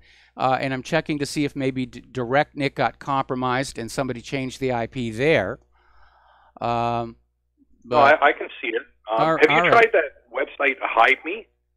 and just, try another country to see if you can get it? Wait a minute. Somebody has changed my my IP address. That's what happened. Okay. Did they up your speed too? No, they didn't. They didn't. Okay. Well, now you figured it out. Okay. So, the A record. On your website, I'm looking for the live video stream link to YouTube, which took me about 10 minutes to find. It should be up there at the top. It should. Okay. Boy, all the computer problems, and I'm trying to do a radio show here at the same time. I'm sorry. Okay. All right. I'm going to have to put this into the next commercial break, but it looks like somebody hacked into my DirectNIC and account and basically changed the IP. So I got to get that back, and then I got to change my password. All righty.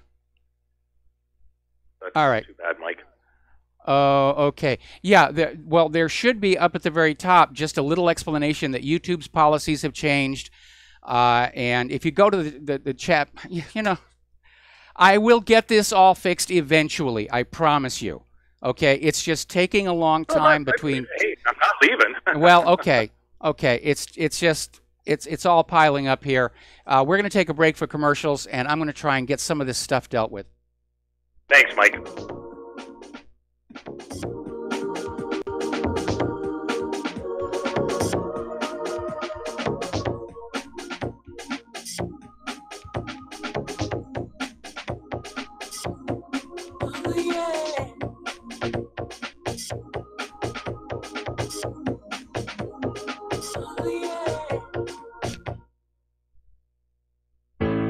Many people write us about their experience with Extendivite. Allow me to read you a few from Amazon.com.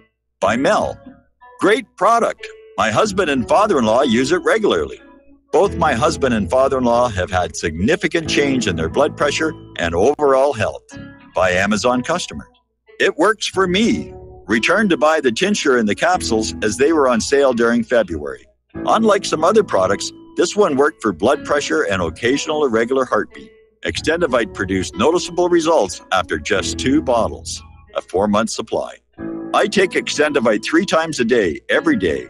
I think the supplement has helped with my increased fitness regime and to lower my blood pressure. Tell us your story. Get Extendivite today. Call 1-877-928-8822 or visit heartdrop.com. Extend your life with Extendivite.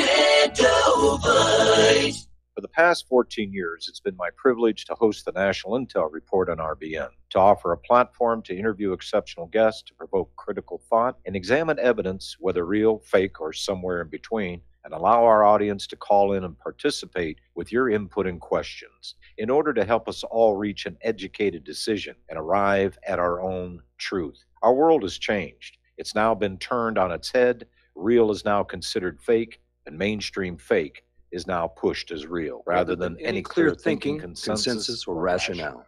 Those few remaining beacons of light, the ones still shining through the mainstream media lies, propaganda, and deception, are being viciously attacked at every level through attempts at censorship, threatening advertisers, jailing hosts, and even killing journalists brave enough to speak the truth to you. We are in a war for our very freedom and existence, and through these despicable acts, freedom haters, collectivists, and communitarians have shown that they will stop at nothing to blot out these last few beacons of light. Truth is becoming increasingly more difficult to unmask, just as the term unmasking itself is spoken by those usually anonymous sources. They promote their lies, wishing to mask the truths by ignoring it, vilifying it, or conspiratorializing it into a black hole abyss. Regrettably, RBN has reached the tipping point, and through internal audit and actuarial review, it has now been determined that the only life raft of survival to this network is to go the way of PBS, that being audience-supported. Like a cornered animal, the left with veracity is pulling out all the stops with every effort to effectively blacken our beacon forever. Help us, folks. Help yourselves. Don't let our light stop shining. Our motto has always been, because you can handle the truth. It's time to review your budget, folks. If you want the truth to keep flowing through RBN, go to republicbroadcasting.org and become a regular monthly donor of $30, $40, $50, or 100 or more a month and ensure you keep the truth flowing. What this country is coming to, I sure would like to know. If they don't do something by and by, the rich will live and the poor will die. Doggone, I mean the panic is on. Can't get no way, can't draw no pay, unemployment getting... And aloha, America. Welcome back to our show. And it looks like somebody changed a configuration somewhere on the network, and all of a sudden my domain registrar is looking at the wrong name servers. And I wish they would notify people when they're going to do this. So I'm going to try and get this all set up during the next commercial break. Meanwhile, Al in Canada, are you still there? No, I guess not. Okay. And again, I apologize that so many things are not working, but I got hit with all this whammy where BAMuser went away. YouTube is just almost impossible to work with, and I'm going to have to go with yet another system. And at the same time, I was forced to move to a new server to get away from Spectre and Meltdown. And folks, I'm just one person. I'm just one guy. I've been doing this for a quarter of a century now. And the workload is just amazingly intense. And again, it doesn't look like it was a deliberate hack. It looks like somebody just arbitrarily said, well, it's time to change this, and they broke a bunch of stuff at the same time. So I'm going to try and get this fixed. But I'm just one guy, and there is just a huge amount of stuff to keep working. And it's what's really frustrating for me, of course, is that I keep having to solve the same problems over and over and over again. It's not getting a video stream on my website. It's getting it up and then having to get a new one up, then having to get a new one up, and having to get a new one up. And folks, I really am very, very tired of just doing it all myself. I really am. Okay, now that I've vented, now that I've got my blood pressure level back down where it needs to be, as you know, there have been two phenomena going on. One is that for men and women, there seems to be this campaign of driving them apart and marginalizing them, like they don't really matter. And meanwhile, of course, there's been this intense campaign to perhaps the word normalize would be good, the LGBTQ. And they started out with the vast majority of people saying, well, if that's the way they are, that's the way they are, and don't have a problem with that. But this in-your-face campaign has apparently backfired, because polls are now showing that Americans are now less comfortable with the LGBTQ community because of this constant intrusion and this attempt to have this taught as curriculum in the schools, or wanting to refocus history on famous gay people. And it's causing a great deal of resentment and a little bit of a pushback.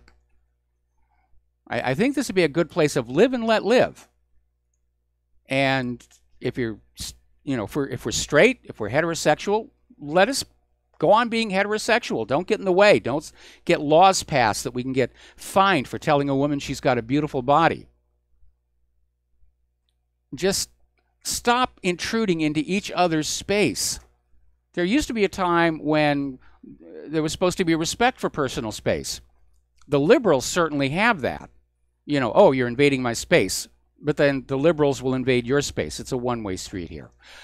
Okay, let's see. Ooh, we got a bunch of callers on the line here. Let's go to Don in the Philippines. And Don, I'm probably going to have to take you over the commercial break. What's on your mind? Oh, Mike, well, in the first place, I can get your website here, so maybe it has something to do with foreign countries apparently can receive your website, but not people in America. Maybe it's a diabolical plan. They're trying to get everybody that's a Mike Rivero fan to evacuate the United States and go to a foreign country so they can pick up. No, it's just a joke, Mike. I'm sorry. But I wanted to go back to what I was talking about yesterday about the FBI.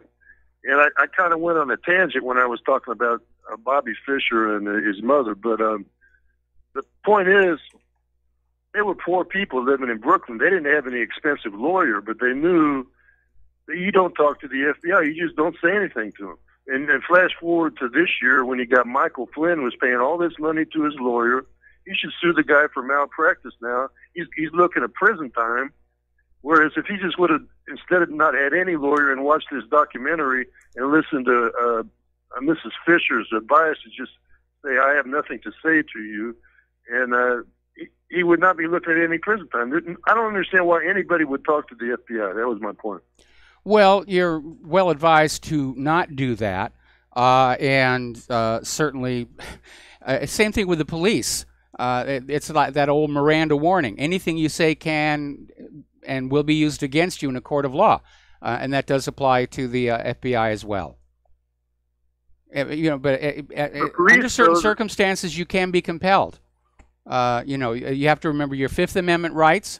You know, the right against self-incrimination, and you have to also remember you have a right to an attorney that you can invoke at any time.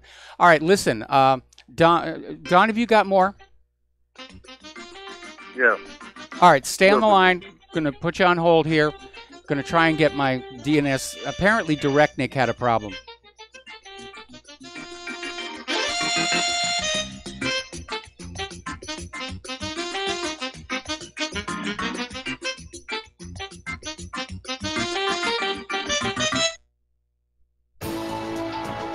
You are tuned in to the Republic Broadcasting Network. Visit our website by going to republicbroadcasting.org.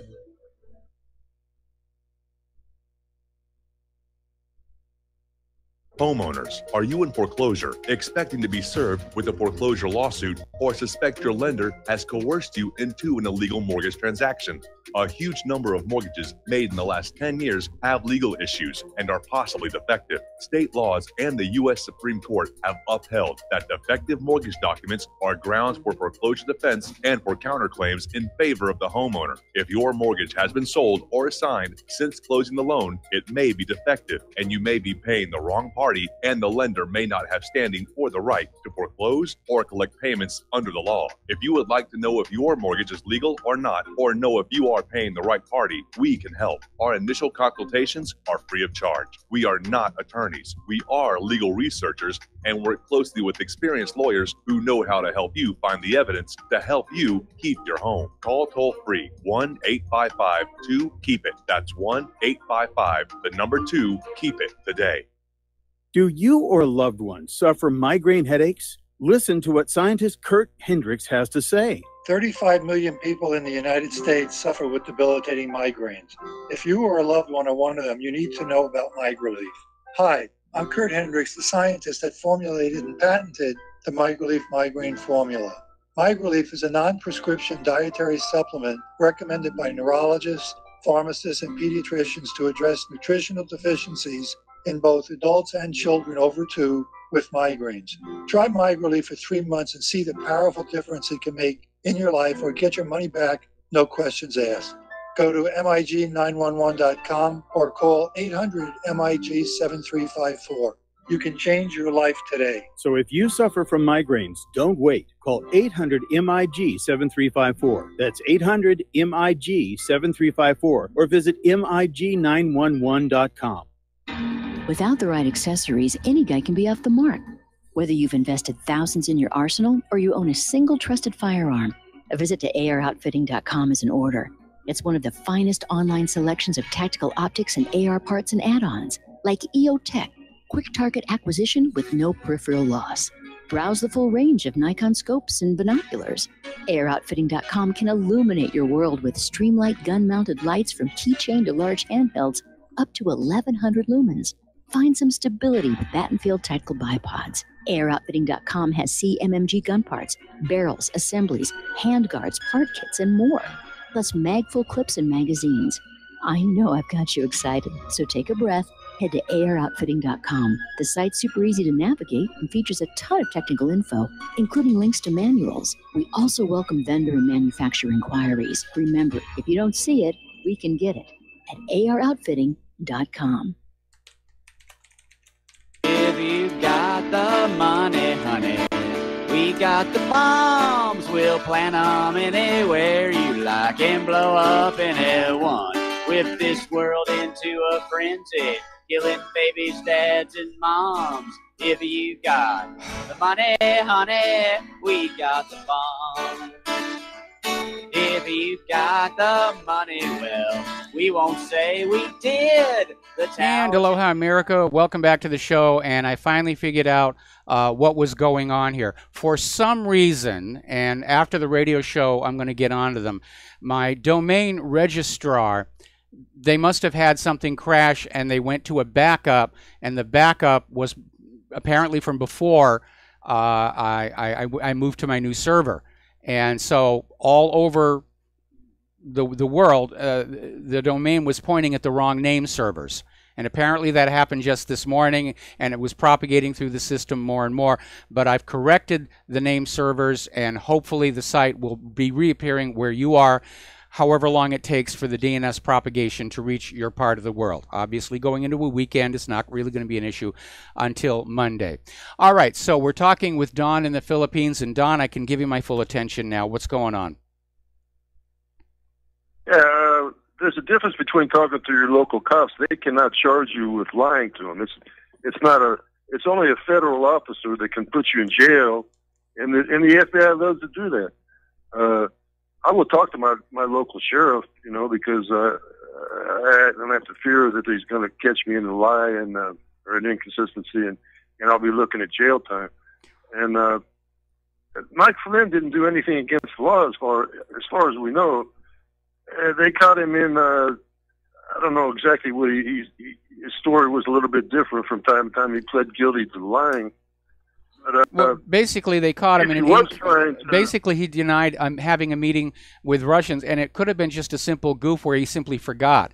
But yeah, they went after him with that because they're trying to build the case about Russia collusion.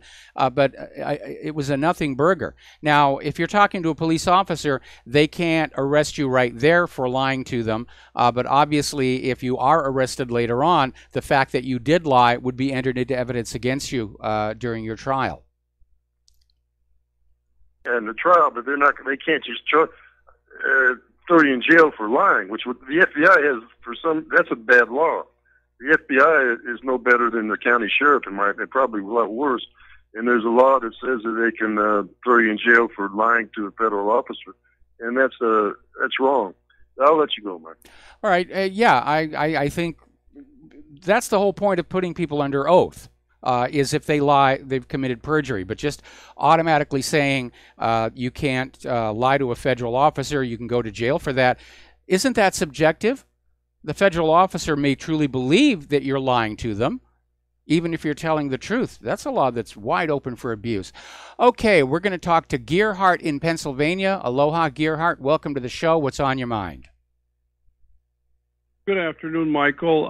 Just a quick follow-up from your first hour. You mentioned declassifying the memo, some information from InfoWars. There was an excellent interview done by Amy Goodman, Democracy Now!, dated December 26th, 2014, day after Christmas, 2014, where she interviewed, at the time, a junior senator from Alaska, Mike Gravel. Yes. Who worked with Daniel Ellsberg at the time and some other people, where he introduced the Pentagon Papers into the official congressional record. And once it's introduced, you don't have to stand there and read page by page, volume by volume. Here's the documents. It's introduced. It's part of the record. It's now open for the media to comment on, report on, disclose or not report on, whatever their intent is. But it was a very interesting interview, if it's still archived there, December 26, 2014. And he explained the procedure. It was about a half-hour interview, and it was a good interview to listen to. And learn what they did at the time. Okay. Well, yeah. Well, I mean that's all becoming current again because of this movie, The Post. And but again, as I mentioned yesterday, I read a review saying that for people who know the story about the Pentagon Papers and Daniel Ellsberg and the burglary of his psychiatrist's office and the rest of it, the film is trying to basically rewrite history a little bit. So I don't know that I'm going to bother with it all that much. Right. Well, this was nothing to do with the movie. It was just an interview with Gravel. Yes. From at the time he was just a junior senator, and he explained, and they related to after the fact that John McCain could have done the same thing with the torture memo. Okay, it's a provision under the Constitution which allows, I believe, it's senators to do this and to introduce it into the congressional record. So he explained it quite well. Okay, so it's confined to the senators because Judge Napolitano was basically saying a member of the House of Representatives has that same right. Okay, I'm going from memory, and again, it's been probably a year or two since I listened to the interview, but I stand corrected, okay? But it was a good interview if you get a chance to listen. All right, well, I definitely will. Okay, thanks, Mike. All right, thanks an awful lot, and we're going to move over to Richard in North Carolina. Aloha, Richard. Welcome to the show. What's on your mind? Well, as everybody says, aloha, Michael. Aloha. I have a very trivial thing to put into the pie. It has to do with the problems you've been having. It may be a symptom that you could use to diagnose even further what you need to do, but no, I've identified the problem. I've identified the problem.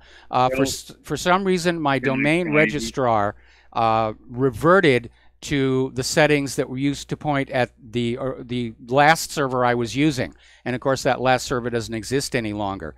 And so I've already corrected the problem, and it's propagating through DNS.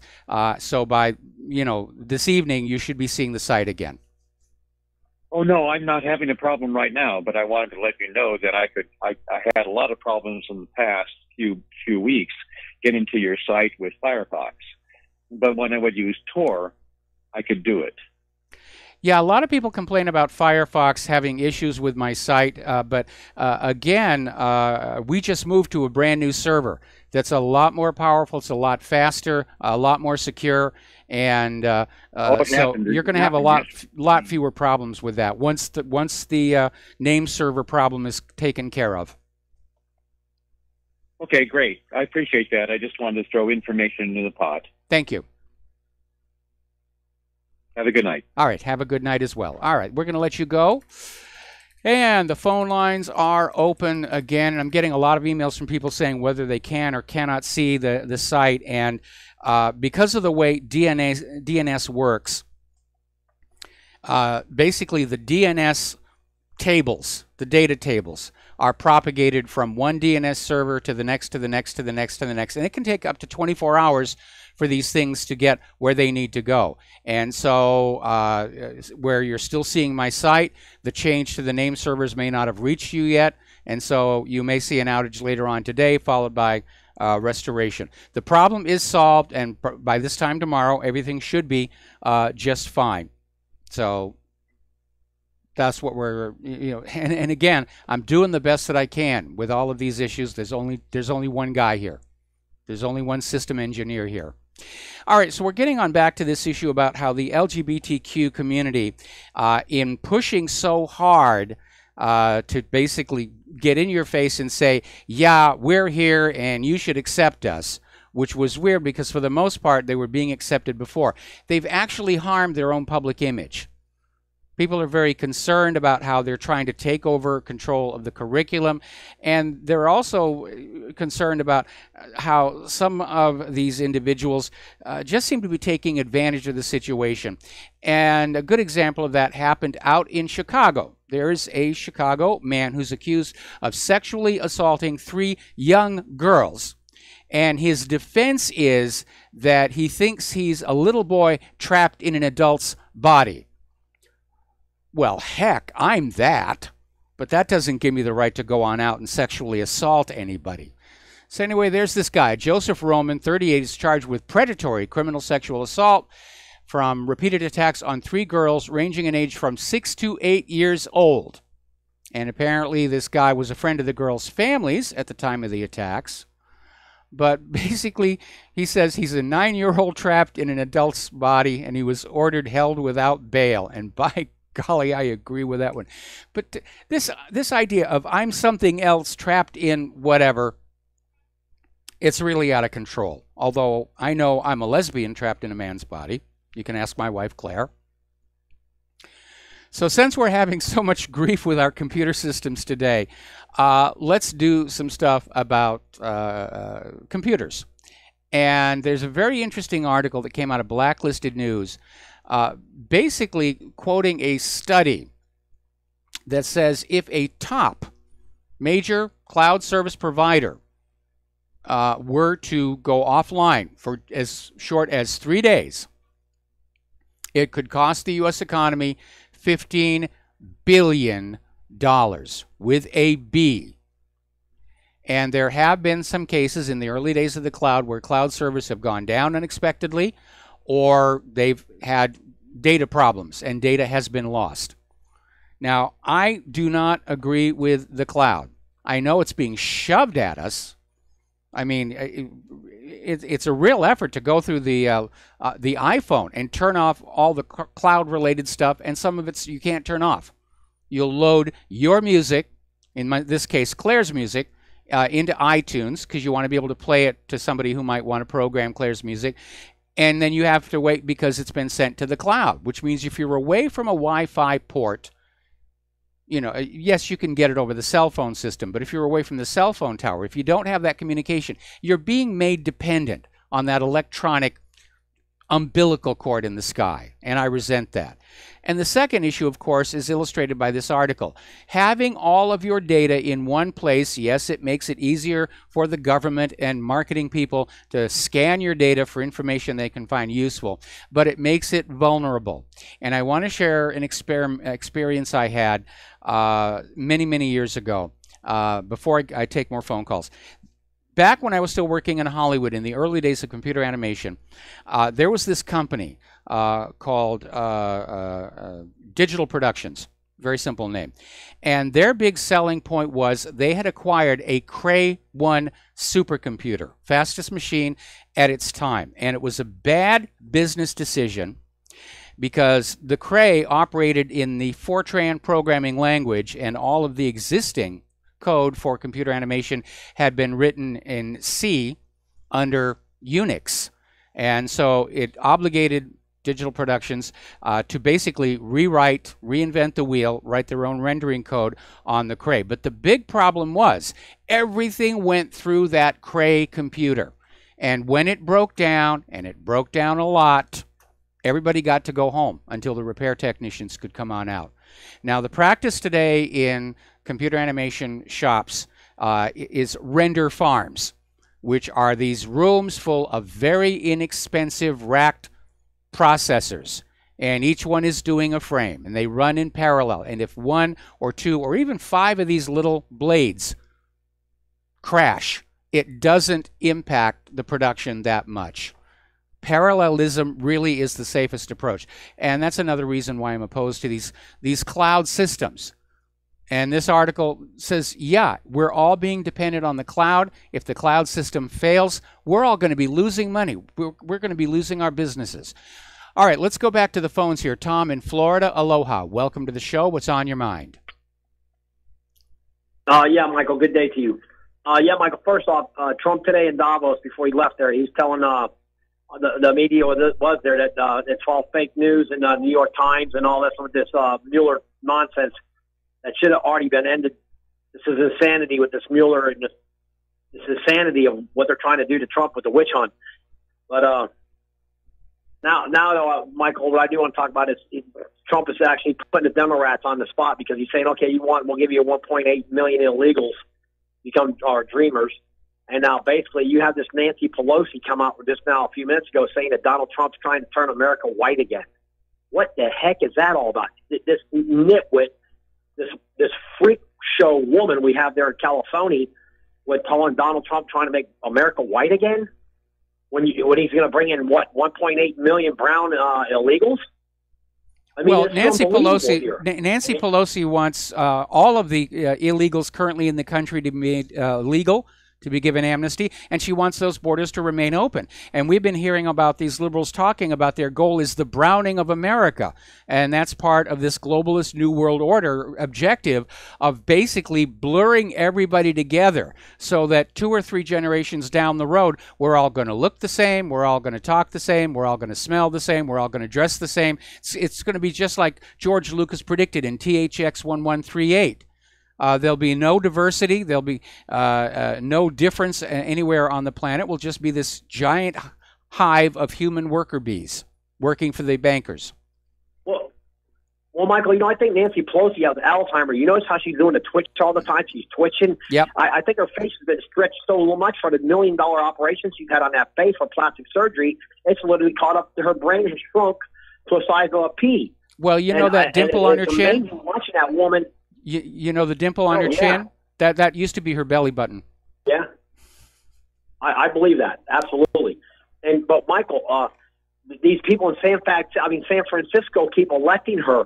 And you know what? Why don't they take all these millions of illegals that she wants? Tom, we are told they keep electing her, but it's like the same situation with Arizona and McCain. I can't find anybody in San Francisco who actually votes for her. Election fraud is a reality in this country. Election fraud is a reality in this country. We just have to accept that. And we look at these politicians and we don't understand why they're hanging onto their office. Yeah, they're cheating. I mean, obviously Pelosi is counting on illegal immigrants to help her hang on to her office. Absolutely. And same thing in Arizona, Michael. So my brother lives out there. I have family all over Arizona, and nobody in my family and all their friends vote for John McCain. However, he still gets elected. I don't understand it. It's unbelievable. And to see what happens now in the 2018 election. But I think the Democrats have really been exposed with this immigration nonsense. I think the Americans are going to really wake up and they're going to really expose. I think Trump's going to hold on to in 2018. He's going to gain about 60 Senate seats. That's what I'm thinking. I'm really hoping. Well, I hope so too here. Insanity. Yeah, but again, election fraud is epidemic in the country. We learned that in 2016, and we got to do something about that. Okay, well, listen, Tom, I'm going to let you go. We got to. One more thing, George Soros. I wish Trump would have talked about George Soros at Davos, that he should be arrested. I don't understand why they have him around that guy. Soros. Yeah, I agree with you there. Tom, we got to let you go. Got to take a break for commercials. Back with another phone call after these few words.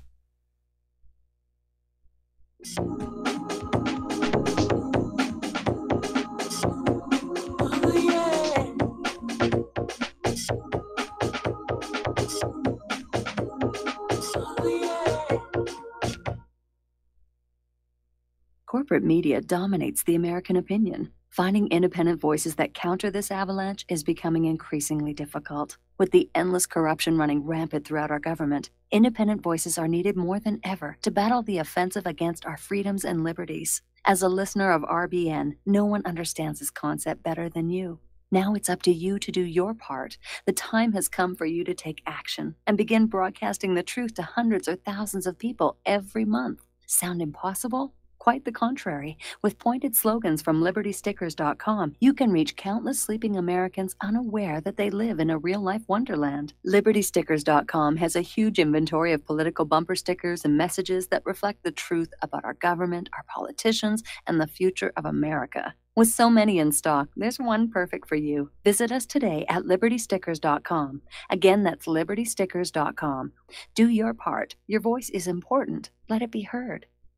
Hey, can we talk about something serious for a minute? Your age. Getting old has its perks. But remember, being a few years younger, you know, your hair was thicker, you didn't have so many wrinkles, that extra weight wasn't haunting you, and you just felt better. Well, we can't turn back the clocks and go back 10 or 15 years, but you can start feeling and looking 10 or 15 years younger with Nature's Youth RSF. It's a doctor-formulated daily supplement that helps your body maintain its peak performance and fight the aging process. Imagine sleeping better, looking better, and feeling better. See how Nature's Youth RSF has helped thousands of people just like you at natureyouth.com. naturesyouth.com. The holidays are coming. Imagine how it will feel when your family and friends are asking you what you did to look so good. Your secret will be Nature's Youth RSF. It's time to start looking better and feeling better. Learn more and order your Nature's Youth RSF at naturesyouth.com. That's naturesyouth.com. Okay, nurse, let's get this man to the ER stat. Right away, doctor. We see this every day. Heart attack or angina pain due to blocked and clogged arteries. Chelation can remove obstructions or blockages from arteries and help avoid painful and expensive surgery. Now there's Angioprim. It's a liquid oral chelation product that you take with juice. You start to feel the results fast. Angioprim increases blood flow all over the body, and that means more energy and strength to take on the day with less aches and pains. 60 years of research has gone into chelation, and Angioprim is the result. A safe and easy way to unblock your veins and arteries from buildup that slow circulation. Paging Dr. Jones. Please report to the emergency room right away. Log on now for a special radio offer from Angioprim. That's angioprim.com/radio. ANGIOPRIM. Angioprim.com/radio or call 877-882-7221. That's 877-882-7221.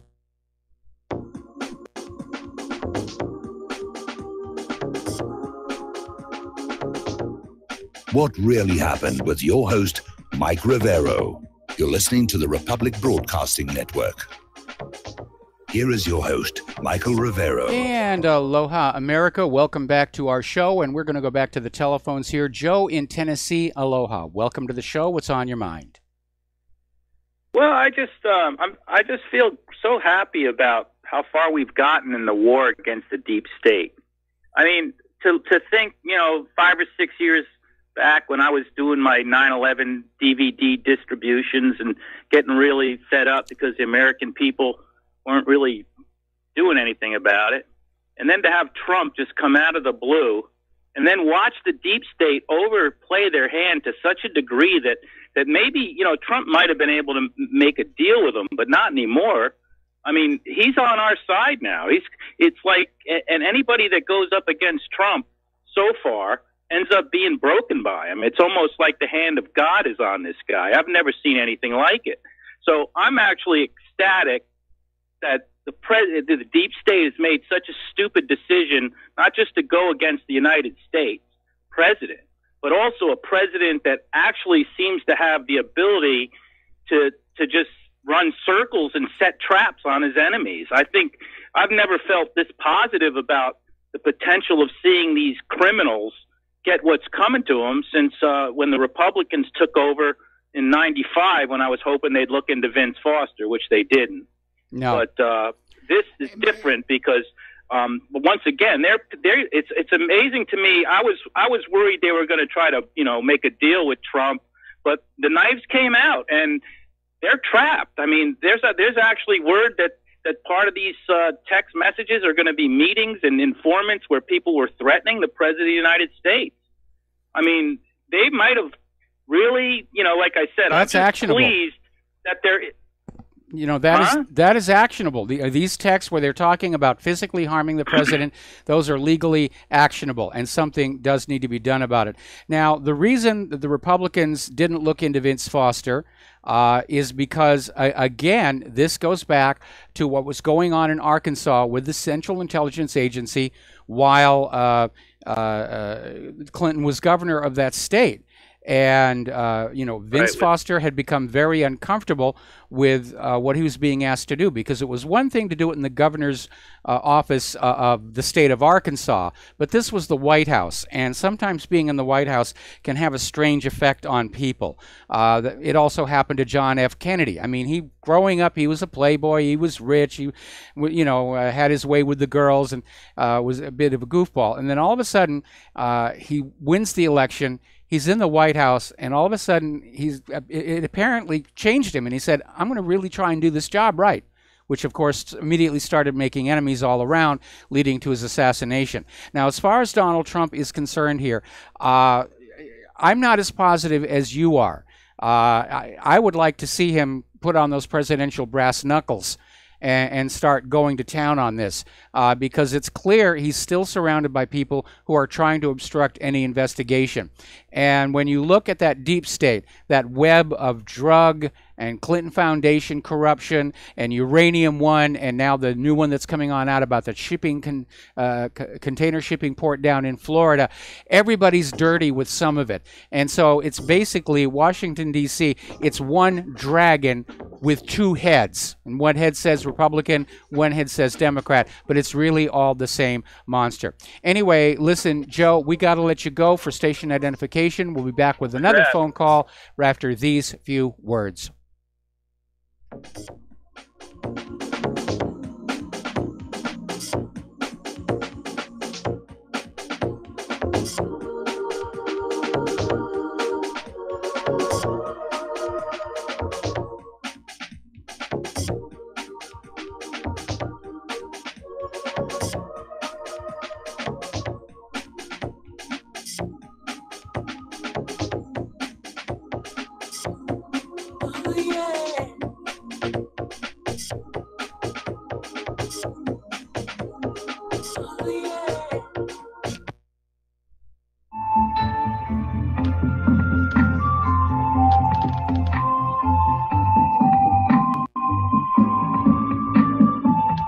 Do you know there is an ongoing war right here in America? Are you aware that U.S. citizens have been classified as enemies of the state since 1933?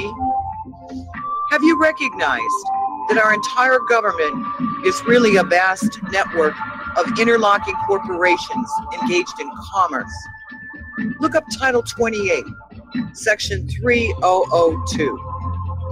Tune in to In Defense of Humanity on Saturday nights at 7 p.m. Central Time. Find out what's really going on. Look up Title 28 and learn how to protect yourself and your family as flesh and blood men and women. Tune in to In Defense of Humanity on Saturday nights at 7 p.m. Central Time. Find out what's really going on. Look up Title 28 and learn how to protect. You're listening to the Republic Broadcasting Network, because you can handle the truth.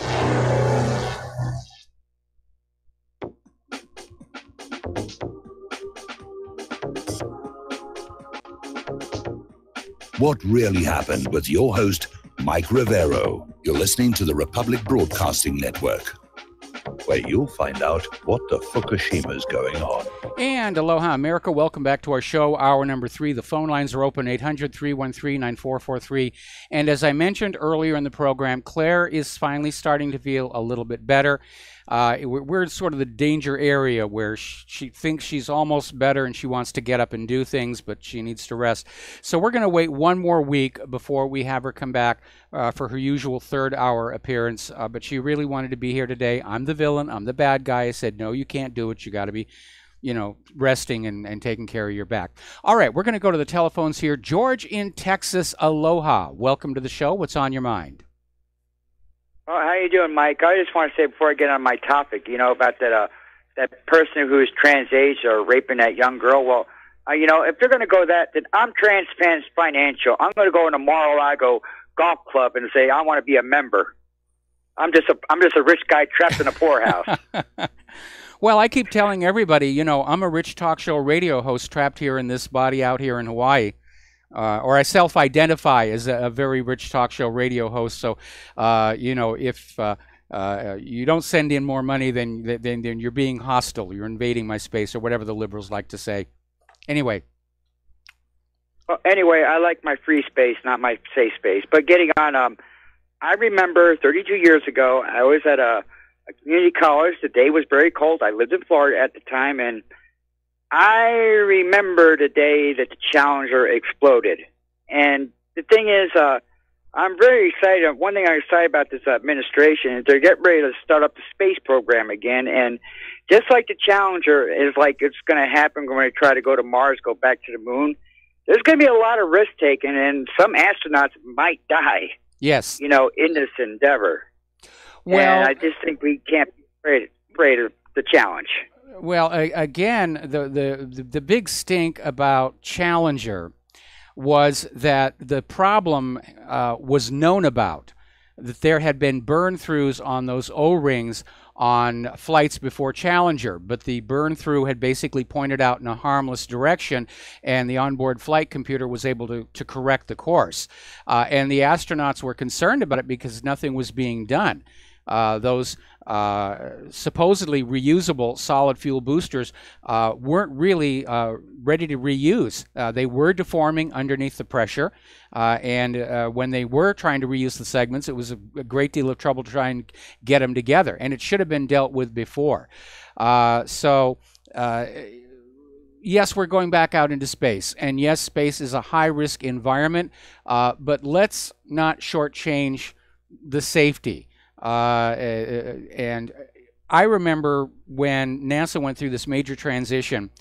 It was called the new NASA, and control over the space missions was taken away from the scientists and the engineers and turned over to some managers, MBA types, political appointees, with the idea that they were going to make space businesslike and cost effective.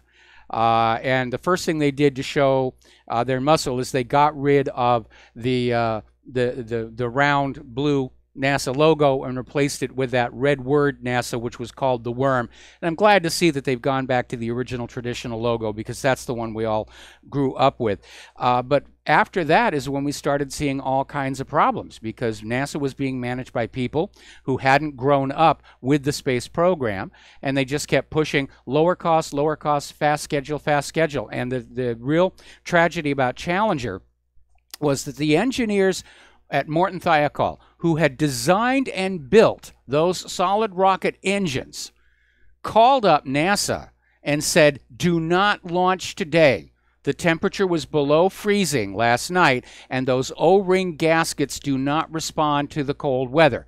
Don't launch. And NASA management, they were aware that the teacher in space was on board Challenger, and the whole world was watching, and management was out there to prove that they could run space missions on a schedule, and just like a regular airline. And they went ahead and they launched, and the frozen O-rings burned through, and in this case, that plume of flame hit a structural member holding the SRB onto the external tank, and it broke loose at the bottom, pivoted up, plunged in, and basically tore the whole ship apart. And it was a real tragedy. And of course, anybody who experienced that, we're all going to remember that, where and when we were. It's like when we learned Kennedy was assassinated. In my case, I was in Italy, in the town of Milan, and I was sent there by this animation company I worked for in Los Angeles, in Hollywood, to help them set up a production facility. And it was the end of the day, and I went back to my hotel. And my Italian, I was trying to learn as much Italian as I could, and I was getting by. But I turned on the TV news, and there was the Challenger sitting on the launch pad, and the news reporter was clearly excited, and he was talking so fast, and I couldn't understand what he was saying. So I experienced the Challenger explosion like the people at the Cape. I had no idea it was coming. It just went up and off, and I'm saying, you know, great, way to go, Judy, because I'd worked with one of those crew people just 3 months before at the Houston Manned Spacecraft Center, and it just bang, and it went, and it was a shock. And I got on the phone, and I called up friends at the Jet Propulsion Laboratory from all the way in Italy, and I said, is what I'm seeing what really happened? And they said, yes, the crew was lost. So, yeah, it's one of those events that does define an age, if you will. But I'm very supportive. Go ahead. Well, even like the people in the old Soviet Union were not really rejoicing about it. They were actually mourning too, because they had their own space program, and you know, it's like nobody was rejoicing in the world that day. But you know, But you know, things going back to the problems. You know, I looked at the videotape this morning of the Challenger exploding, and when the mission control said throttle up, boom, you know, that's when it exploded. Well, no, that was a complete coincidence. That's a complete coincidence, because when you're launching a spacecraft up, lower down in the atmosphere, you're having to deal with high atmospheric pressure and aerodynamic stress. And there's a point in the ascent path called max Q, which is the point where the aerodynamic forces are at their maximum. And in order to minimize the possibility of damage, you're usually going at a reduced throttle setting on the main engines, the 3 engines happens at the bottom of the shuttle. And so when the flight controller is saying throttle up, he's saying you're past the max Q area, you can go to 100% power. But the fact that the shuttle blew at that moment was a complete coincidence, because the problem was not with the main engines, it was with the SRBs. Oh, but anyway, Mike, have a good weekend. Tell Claire to get well. I will. I've been pitching for a wireless headset if she has to do it from bed. Well, that would be for an interesting video. And no, the problem is that this chair that I have in here for her, I don't think it's good for her to sit in. I actually invited her to just walk on in and put on the headset and say hi for a few minutes, but she decided she wanted to wait till next week when she can do the whole hour. Anyway, George, thank you very much, and we're going to let you go. That walk down memory lane. One of the reasons that the Russians were very unhappy about Challenger was they had their own shuttle program called the Buran. And it had actually flown once successfully unmanned, but when the Challenger blew up, it was also, of course, the end of the Soviet Union, so the Buran is now a museum piece. We're going to do a shout-out now to our on-air affiliates who are just now rejoining our network. But it was interesting, 6 degrees of separation, because I'd actually been on board Challenger when it was being constructed in Southern California. And when I was there working in Europe, you know, people were asking me, they knew about my background with NASA, and I said, yes, I'd been on the Challenger. And then, boom. It was very, very sad. And I remember when, I think it was Columbia went down, and they were making a big deal about Ilya Ramon being the first Jewish astronaut. That's not true. Judy Resnick was Jewish. Very quiet about it, very proud about it. Also an amazing piano player. All right, let's get on back to current events here. I've had enough of a walk down nostalgia, something I'm trying to avoid as I get OLDER. Apparently, George Soros is now on the warpath for some reason against Facebook and Google, which is rather amazing considering that Facebook and Google have been very supportive of his efforts to silence voices opposing globalism and the New World Order, or conservatives in general. But apparently got up there at the World Economic Forum, and basically Soros said social media companies influence how people think and behave without them even being aware of it. Well, yes, we know that part of it's true. But he's saying Facebook and Google's size means they become obstacles to innovation. Can't argue with that either. And he basically said that these are near monopoly distributors, and they should be run as public utilities. And this is the first time that George Soros has ever said anything that I agree with. The internet as a whole should be regulated as a public utility. We're all dependent on it.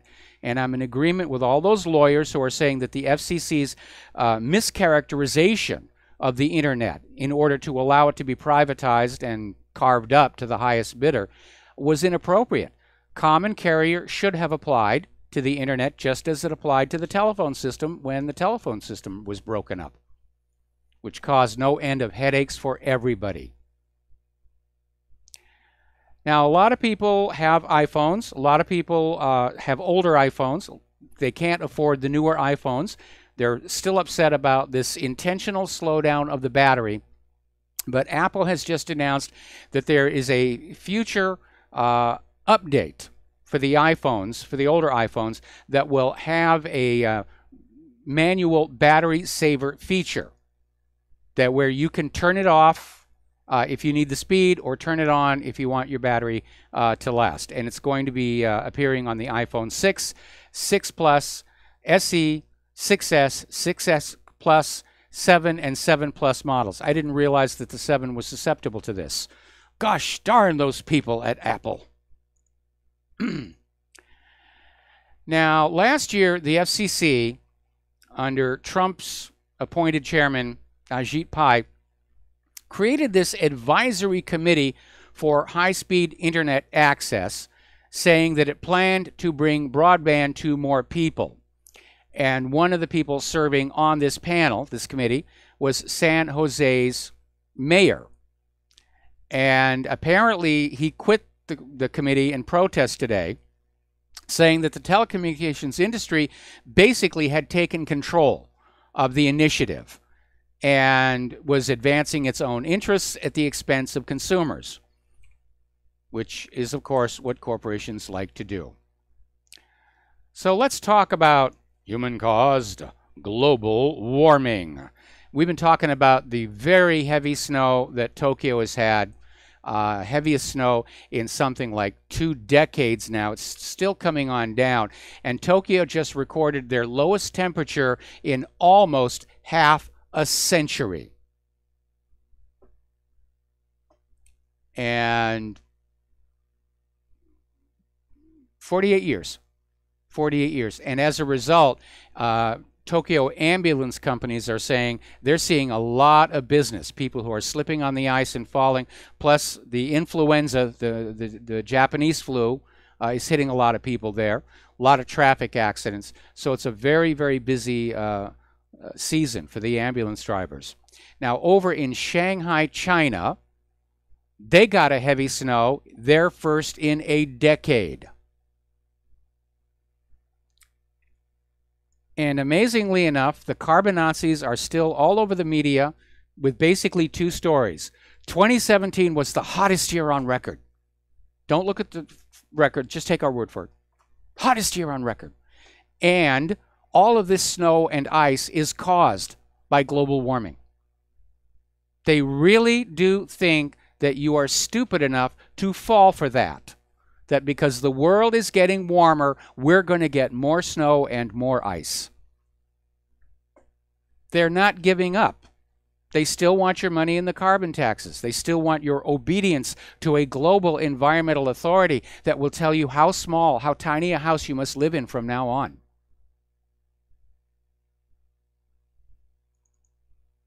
Or some of them are just worried about protecting their reputations, like Bill Nye, the not very scientific guy, who was a champion of global warming. And now, with the globe cooling, going into a Newmonder minimum, they're out there saying, well, we'll see the effects of the warming. It's there. It's just hidden. Remember when they claimed the global warming was hidden at the bottom of the ocean? Hello?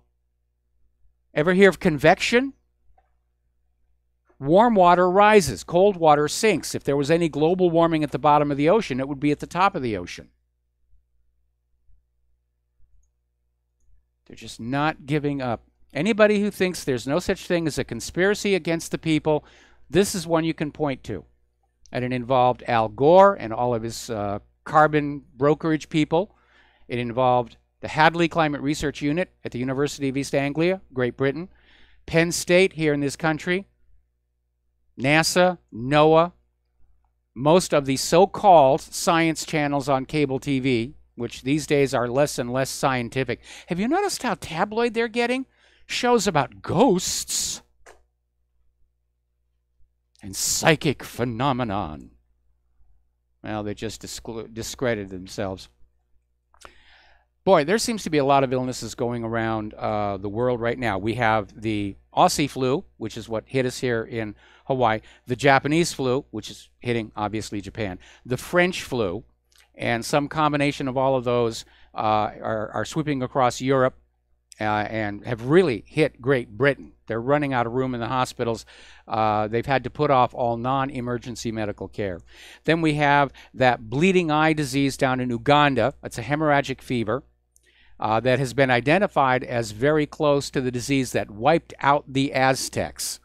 Apparently, they were able to get a sample of the DNA of the pathogen that killed the Aztecs from scrapings from the teeth of the remaining bodies here. Now, apparently, down in Brazil, they're having an outbreak of yellow fever.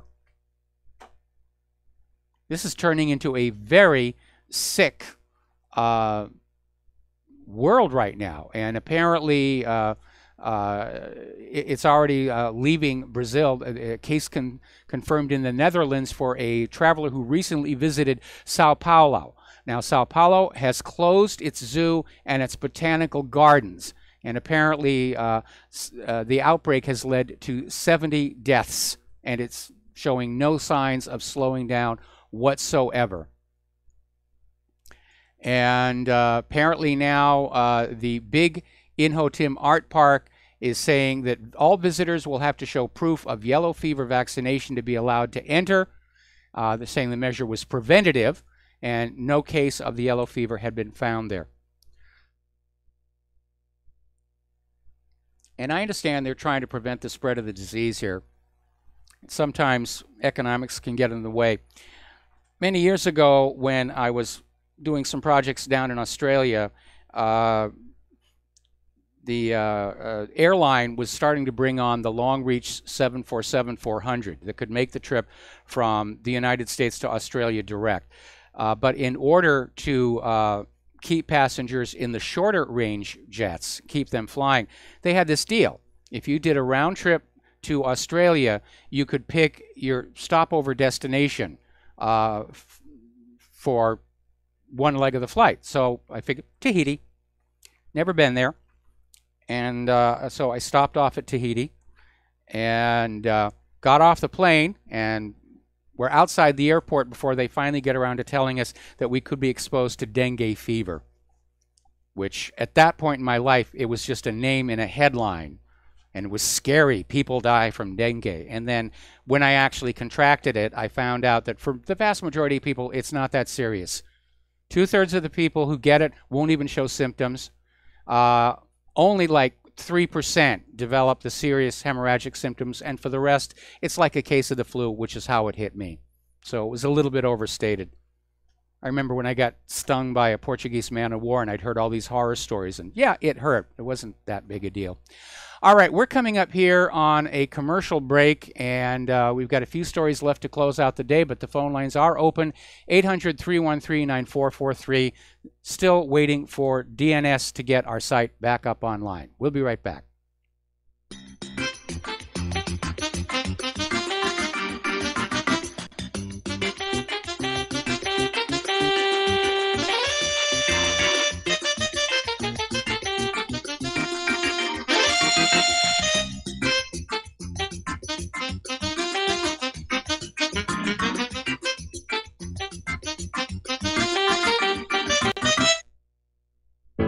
Extendivite, a 7-herb combination of garlic, cayenne, hawthorn, bilberry, ginkgo biloba, valerian, and milk thistle. Extendivite is designed to strengthen the heart and arteries and help the body heal itself.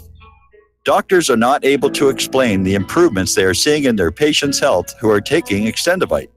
People who once needed more pills are now taking less and getting better. Due to the unexplainable improvements in their patients' health, more doctors are calling to order Extendivite for themselves.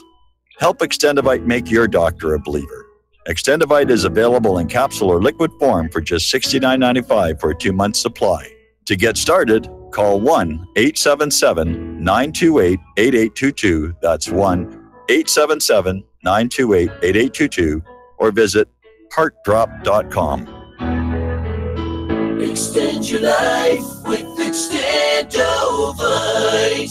Folks, we're living in a world the likes of which we've never perceived any clearer than we do now. The plan for global governance has been in the works for generations and would have likely been achieved by now, but for the fact that the globalists left open their Achilles heel. With all their tools, Federal Reserve System, fiat currency, no child left behind, and then Common Core education introduced to our schools to dumb us down, vaccines, pharmaceuticals to lobotomize us, GMO foods, insertion of compromised or bought and paid for politicians, judges, mainstream media propaganda, all pieced together like a puzzle designed to ultimately bring the world under submission. But with all their strategy, they forgot one thing: knowledge. And knowledge is power. With knowledge, their bombardment is nullified. Folks, with that, as brilliant and knowledgeable as you've become, among the wisest audience of any radio audience in the world, and you are, I want you to take a moment to reflect and ask yourself, how much of that knowledge did I obtain from Republic Broadcasting Network? How high has my consciousness been raised since I've been a listener? How fast am I now able to discriminate truth from fake news by being a Republic Broadcasting listener?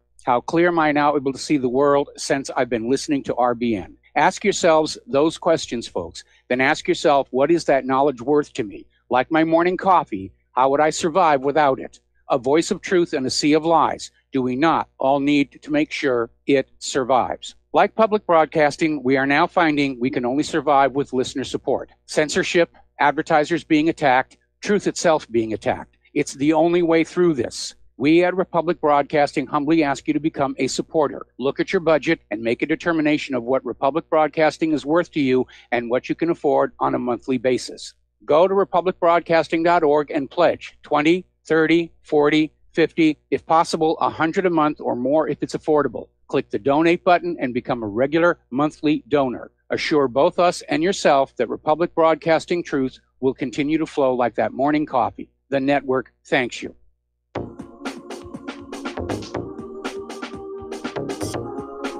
What really happened with your host, Mike Rivero. Join Mike on the air. Call toll-free 800-313-9443. 800-313-9443. And aloha, America. Welcome back to the show here and getting on back to the medical issue. One of the very frustrating things that has been happening with Claire and her back is that she's dealing with a lot of pain. And because of this, all of a sudden, this opioid crisis, doctors are pulling back and saying, no, we can't prescribe that anymore. And so people who are legitimately, genuinely in pain are being left in pain. So we're looking for something, down at the down-to-earth health food stores. Story coming on out of Post News D2, fentanyl. Now, fentanyl is a synthetic opiate, and it's linked to thousands of deaths every year, but doctors are still prescribing it, although not around here. But yes, and it has the potential to be abused. It's very addictive. The stuff that's out on the street, though, can be dangerous. We went through a situation when I was living in North Hollywood where there was this phony heroin. They were calling it China White. There's a real heroin that's called China White. This wasn't it. They called it China White. Was a variant on fentanyl, and anybody who used it came down with a permanent case of Parkinson's disease. All right, we're going to go ahead and take a phone call. Jim in Chicago, aloha. Welcome to the show. What's on your mind? Well, Michael, regarding the memo that you're talking about, this is why I think Donald Trump is being blackmailed. Okay, if he has a memo that could destroy the Democratic Party and the fact that he's president and his party controls the Senate and the House, he should be able to get any bill that he wants passed, and the Democrats shouldn't even attempt to stop them from doing certain things. Well, what Donald Trump is trying to do is avoid giving the Democrats any more fuel to scream obstruction of justice. And so, and I'm in agreement with him. As frustrating as it is to just see this drag on and drag on and drag on, Trump needs to sit back and let the machinery of government be seen to work the way it's supposed to, or more importantly, be seen by the American people to break down the way it certainly broke down during the investigation into Hillary Clinton's email server. But if, now they're trying to claim that Trump wanted to fire Mueller last June, so they can scream, see, he's got something to hide. They're just trying to keep this Trump-Russia collusion story going as long as they can, even though there's no evidence. But I think Trump is wise to keep his hands off of this thing, and I'm sure there's a lot of back-channel discussion going on. But Judge Napolitano, I think, is right. Somebody in the House of Representatives just needs to stand up and read it into the congressional record, and then it's out. Well, that's what happened with the Pentagon Papers. It was read in the congressional record back in 1972, I believe, or yes. 71. Yep. But this is another concern. With this memo, I think it would hurt Republicans just as well. It would hurt Democrats, because there are some Republicans who don't like Trump, and they've been dealing with the Obama administration in the past, and they had done stuff that would really feel like they're in bed with the Democrats. Well, from the reactions that we're seeing from everybody on Capitol Hill, this memo is very damaging to a lot of people. It's certainly going to be the worst scandal for the FBI since COINTELPRO. This is going to be the Democrats' version of Watergate. And yes, a lot of people are going to get tangled up in this thing, but it has to be done. Trump promised he was going to drain the swamp. Somebody just handed him that little chain to the plug in the drain. And the other problem, if we had a real media like they did back in the 70s, all this stuff could have been brought out. People would have dealt with it, and things would have been better. But again, the last time that this country did the right thing was during Watergate, and since then it's been downhill. And all these reporters are basically, like you always call them, political whores, or what do you call them, prostitutes? Prostitutes and correspondents. Right. Yeah. Well, I'm gonna let you go. Before I let you go, your caller from L.A., Pat, what is his name? Peter. The guy from L.A. that calls in. Peter. Tell him, or he might be listening, that he sounds like Pat Leahy of Vermont. He sounds exactly like him. Okay. So, well, I'm sure you mean it as a compliment, and I'm sure he'll take it as a compliment. Right. It should be a compliment, yeah, because I like his voice, and Okay. it does make a lot of sense. All right. Take care. All right. Thanks an awful lot. Have a good weekend. Boy, am I glad it's Friday. I am so glad it's Friday. All right. Now, getting into the world of vaccines, and again, everywhere we went with Claire, urgent care. Have you had your flu shot? We don't need it. We just had the flu. That's why we're in here anyway. They're still pushing it out there. And we're telling this practitioner, we know the stats. This flu vaccine is only 10% effective, and, there's a lot of harm caused by these things. And it goes in one ear and out the other one. And, before we walk out, last chance, get you the flu shot. No, thank you. I don't think so. All right, we're coming up here on another commercial break. There's a caller on the line, and we've got a few more things to share with you from the world of medicine, and especially about vaccines and so forth. So we're going to take a little bit of a break here. I'm going to go check on my lady love, and we'll be right back.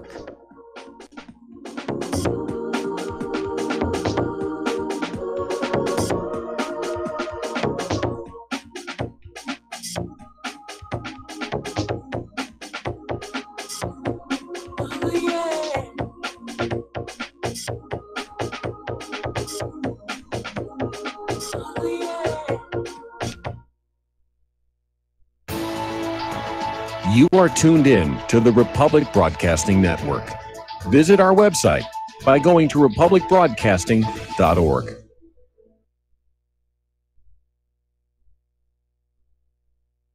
Do you worry a lot? If you're forgetful, nervous, moody, or overwhelmed, chances are you're not protecting yourself from the ravaging effects of stress and anxiety. No matter the cause, ongoing stress and elevated levels of the stress hormone cortisol can rob your memory, your health, your quality of life, and your future. Now you can combat the effects of stress and anxiety while improving your memory and recall at the same time with the dietary supplement Calm and Clever. Studies show that the ingredients in Calm and Clever reduce cortisol by as much as 30% in as little as 1 to 2 weeks and increase your ability to recall facts, names, and numbers in 4 to 12 weeks. Calm and Clever was created by scientist Kurt Hendricks, a principal investigator in 2 NIH-funded studies on Alzheimer's disease. Try Calm and Clever for 2 months. You'll feel the difference. Call 1-800-758-8746 or go to calmandclever.com. Tired of being lied to by mass media? It's growing more and more apparent today that news is received less and less through standard media outlets. Even with a growing audience every day, RBN is beginning to direct more efforts into social media. Social media and the use of the internet is fast becoming the primary source of people for news, regardless of demographic. RBN has set out to provide some of the best news on the internet through republicbroadcasting.org, and also has begun to use the tools to our advantage by way of social media. Republic Broadcasting is now operating a Facebook page to function as yet another avenue to have our collective voice reach new audiences across not only America, but across the globe as well. The Facebook page features not only news, but also an RBN player to listen to our broadcasts. Get involved by visiting facebook.com/Republic Broadcasting and liking our page and share it with your friends and family, because you can handle the truth.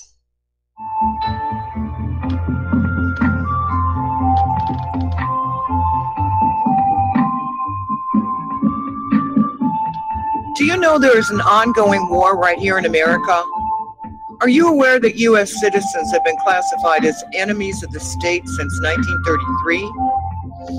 Have you recognized that our entire government is really a vast network of interlocking corporations engaged in commerce?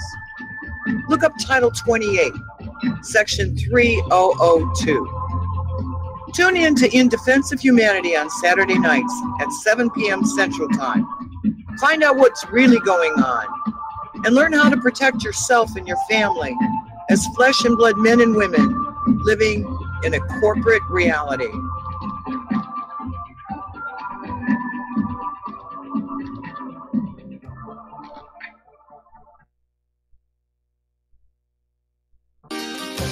When all this twisted steel was swept away, did these remaining holes reveal what's really happened? And aloha, America. Welcome back to our show here. And it looks like some people are once again able to see the website because they're starting to post member stories and the numbers are going back up. So we're over that crisis. Now, for some of you, because of the way DNS propagation works, could be tomorrow morning before you're able to see the site again. But that's where we are. Oh, okay. Let's go to the phones here. Rhonda in Missouri, aloha. Welcome to the show. What's on your mind? Yeah, hi, Michael. I heard you talking about natural painkillers for Claire. Yes. And if you go to drx.com, he's got an article on 8 natural painkillers. You could probably find one there. One of them is cayenne pepper. I think it's, different things for different things. Okay. Going on with you, is that spelled? Is it spelled out drx.com or is it just? It's DRAXE.com. So Dr. DRAXE. Mm-hmm. Sounds like Dr. Axe. Okay. All right. I'm looking at this 12 It is natural. Dr. X. Oh, okay. All right. Well, I'll take a look at that. You should find it there. Mm-hmm. All right. Well, thank okay, you. then. All right. Thank That's you very all I much. wanted. You're welcome. Okay, bye. Bye-bye. All right. Now, let's see. Okay. All right. No more callers on the line here, so let's clear that out. All right. So we were talking about vaccines and vaccinations. We're talking about the sales pitch is always out there. Big money being made on these vaccines. Anytime anybody gets sick, they push the vaccines. Every time the vaccines make somebody sick, they push the vaccines. So there's an organization out in California called Physicians for Informed Consent. And they recently reported in the British Medical Journal that every year in the United States, 5,000, an average, 5,700 children will be given seizures from the combined triple vaccine, the MMR, measles, mumps, and rubella. And this finding is derived from results of the most statistically powered safety study ever to measure the association between MMR vaccination and febrile seizures. And the data pool was more than 500,000 children. They were evaluated, both vaccinated and unvaccinated, from a Danish population that is relied on globally to examine vaccine safety. And the results showed that seizures from the MMR vaccine occur in about 1 out of every 640 children up to 2 weeks following the vaccination. So applying this risk of seizures to the 3.64 million U.S. children vaccinated with a first dose of MMR every year results in about 5,700 annual MMR vaccine seizures. These things are very dangerous. But we live in a country where bad products, dangerous products, can be sold as long as they're making money and the companies are paying taxes and keeping the bankers happy. Consumer product safety just doesn't exist anymore. How very third world we've become in that regard. Now, yesterday we ran a story in which we found out that, at least in California, children are still being given vaccinations that contain the mercury-based preservative thimerosal because of an exemption granted by the California Health Department on the basis of that mercury-free vaccines were in short supply. They just weren't making them. So yeah, let's go ahead and we'll allow them to keep on using those mercury-based vaccines. Mercury is a neurotoxin. Exposure to it causes mental illness. There is a considerable amount of evidence that it is this mercury-based preservative in vaccines that has triggered the epidemic of autism sweeping our country. So, another story out of Global Research up in California. In the decade from 1991 to 2001, exposure to thimerosal containing hepatitis B vaccines in the first 6 months of life resulted in an estimated 0.5 to 1 million U.S. children being diagnosed with learning disabilities. That's 1 million who got the vaccine and then were later diagnosed with these issues. Now, here's the problem. When you are born, your brain is still not fully developed.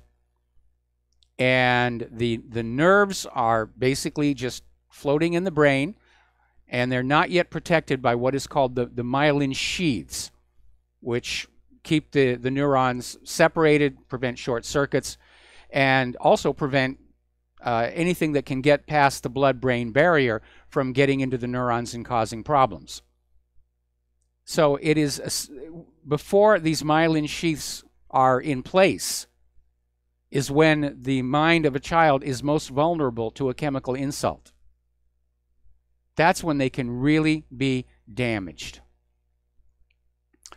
Okay, now, getting on back to Europe, this article just came on in. Apparently, up in Sweden, the migrant situation is on the verge of being a civil war. There are armed migrant teens roaming the neighborhoods with Kalashnikovs. And the government is now talking a civil conflict. They're going to call out the military. And that same thing is going to happen here in this country if we don't get our borders under control. That Sweden was, you know, the bastion of liberalism. Female government, liberal, everything, bike paths. I remember when Grand Tour did a segment in Sweden, and Jeremy Clarkson couldn't help but poke fun at them. But this is what happens. Liberals will make decisions based on what sounds good and, oh, wouldn't it be nice if? They're not very good at actually thinking long-term and considering the possibility that what they're doing might have a different outcome than what they're expecting. And that's what's happened here. Sweden opened up its borders. The refugees are pouring on in, became the rape capital of the world. Now they've got the no-go zones. And now the no-go zones are being protected from the police by migrant teens armed with Kalashnikovs. Way to go, Sweden. You've shown the world how well this open border policy works. And still, the globalists, George Soros and the liberals, they think it's a great idea. Just because it didn't work for Sweden, or just because it didn't work out for Italy, or just because it didn't work out for all those people, doesn't mean it can't work here. We're going to do exactly the same thing they did that led to disaster, but we believe it'll work out wonderfully here. That all these migrants and MS-13 gang members and contagious people are going to come on in, and we're going to just stand around and hug and hug and hug each other in the spirit of global humankind. Now, over in the Philippines, Mount Mayon is erupting. They've got it at what they call alert level 4, which is one below the highest level, but it's spewing a lot of lava, pyroclastic flows, lot of material into the air. Plane routes are being changed. And basically, the Philippines is expecting this eruption is probably going to last about 3 months long. So they've already evacuated the areas where the lava and the pyroclastic flows are expected to land. And those people, I guess, are camped out somewhere. But again, they may have lost their homes. It's one of the things that when you live on the side of a volcano, it's a reality. Now, obviously, on Oahu, our volcano is extinct. The hotspot has moved, well, actually, to be correct, our tectonic plate has moved off toward the northwest, and the hotspot is now under the southern edge of the Big Island. And it's already starting to form a new island off the coast of the Big Island. It's called Loihi. It was at one point starting to get close to the surface, and then something happened, and there was a landslide, and the top part broke off and fell down. And all those real estate agents standing on the south shore of the Big Island with their for sale signs just went, oh, gosh, darn it. And they were all set to go here. Actually, if you look at a map of Hawaii that includes the ocean floor, you will see that many times in Hawaii's past, big chunks of rock have just split off the island and crashed out to the ocean floor. It does happen every once in a while. And there are a lot of people concerned about the lava buildup in what's called the Southern Rift Zone on the Big Island, that we could see that slide into the ocean, and that would be a huge mega tsunami. But getting on back to the Philippines, their disaster agency is basically saying they're gearing up for 3 months of emergency while this volcano does its thing. And hopefully it won't erupt all that badly. Now, up in Oklahoma, as you know, there's been a lot of people who are very concerned about the so-called smart meters. These are meters that are being put on your home's electric system instead of the old spinning disc one that had to be read by somebody that would come into the building and read it. They have these smart meters where somebody from the power company just drives along the street and sends out a radio ping with your ID on it, and the smart meter broadcasts back to you. And because of the distance from the house to the street, it's a fairly powerful transmitter, sort of on the low end of cell phone signal level. But a lot of people have been very concerned about whether these smart meters are safe, whether the radio signal is safe. There apparently have been a lot of issues with these smart meters spontaneously bursting into flame, and even more concerned about the fact that these smart meters appear able to connect to the Internet of Things devices in your home to tell what you actually have turned on and turned off. So apparently Oklahoma is introducing a bill that would basically result in all smart meters to be removed. And it's a consumer protection bill, and I rather doubt it will get passed, but at least there's this one legislator that is saying, yeah, my constituents are concerned, we're going to do something about it. Now, down in Cape Town in South Africa, they are in serious hurt. They're expecting to run out of water by the middle of April. And they've had drought for 3 years now.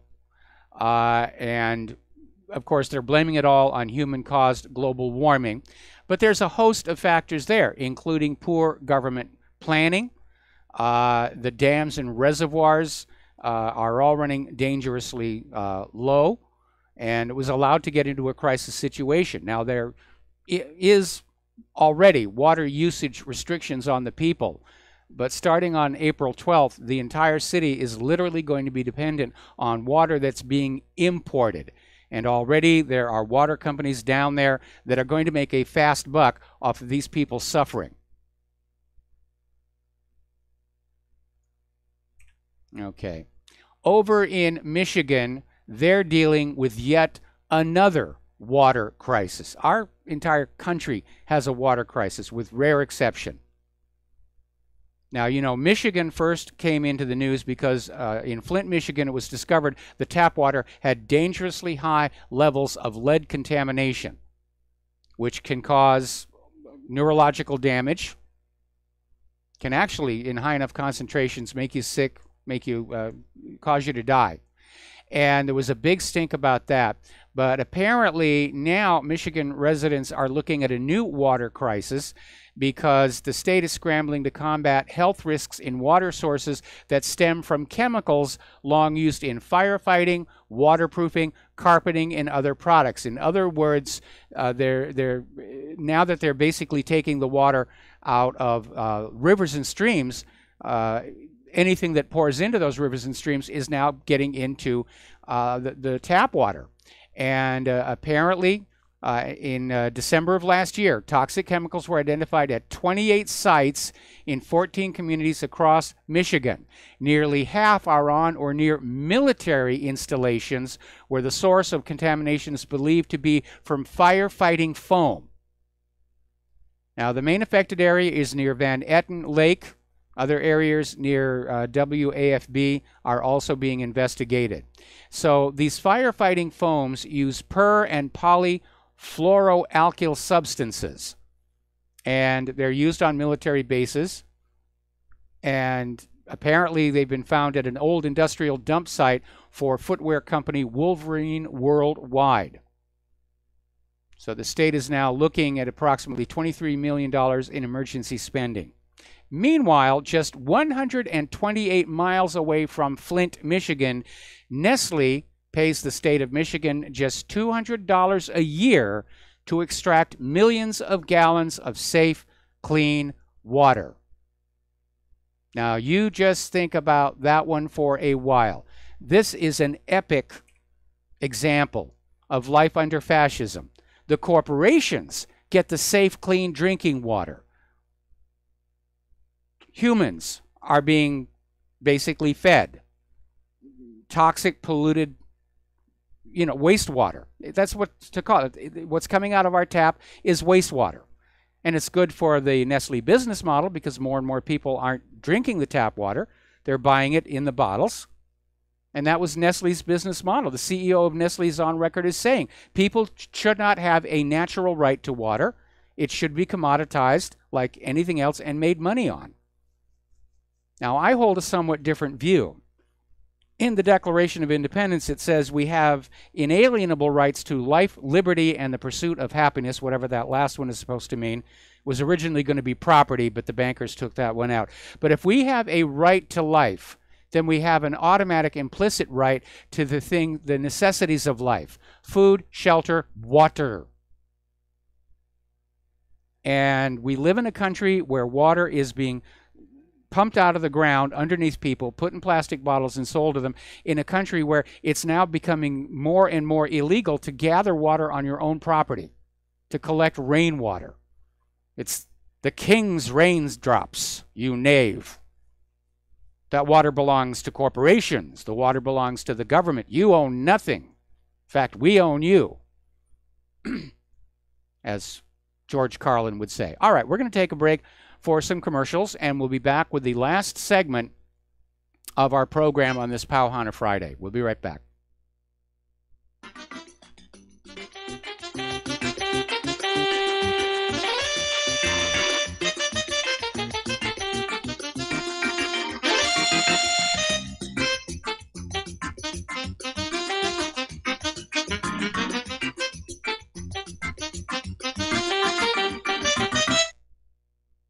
Homeowners, if your lender has gone out of business or sold your transaction to another lender or servicer, you may be the victim of a wrongful foreclosure, resulting in the loss of your home. If you've already lost your home, are in foreclosure, or even in good standing, you can challenge the mortgage transaction's illegal issue, and your property can be restored to you, and your foreclosure can be stopped or reversed, and the mortgage transaction declared unenforceable. State laws, U.S. title codes, the Uniform Commercial Codes, and U.S. Supreme Court rulings have upheld that defective mortgage documentations can reverse or stop foreclosures and enforce property title claims in favor of the homeowner. We are having successes in stopping the process of foreclosure, the enforcement of the foreclosure judgments, the sale of property, and evictions after the sale. We are not attorneys, and we don't give legal advice. We are a professional team of legal researchers, providing forensic mortgage audits and expert witnesses. We have the knowledge to produce the evidence and enforce laws regarding your legal issues. We've been in business for 12 years without a complaint. Consultations are free, and we provide a free title search to confirm if your mortgage has legal defects. Please call 855-253-3748. 855, the number 2, keep it today. Without the right accessories, any guy can be off the mark.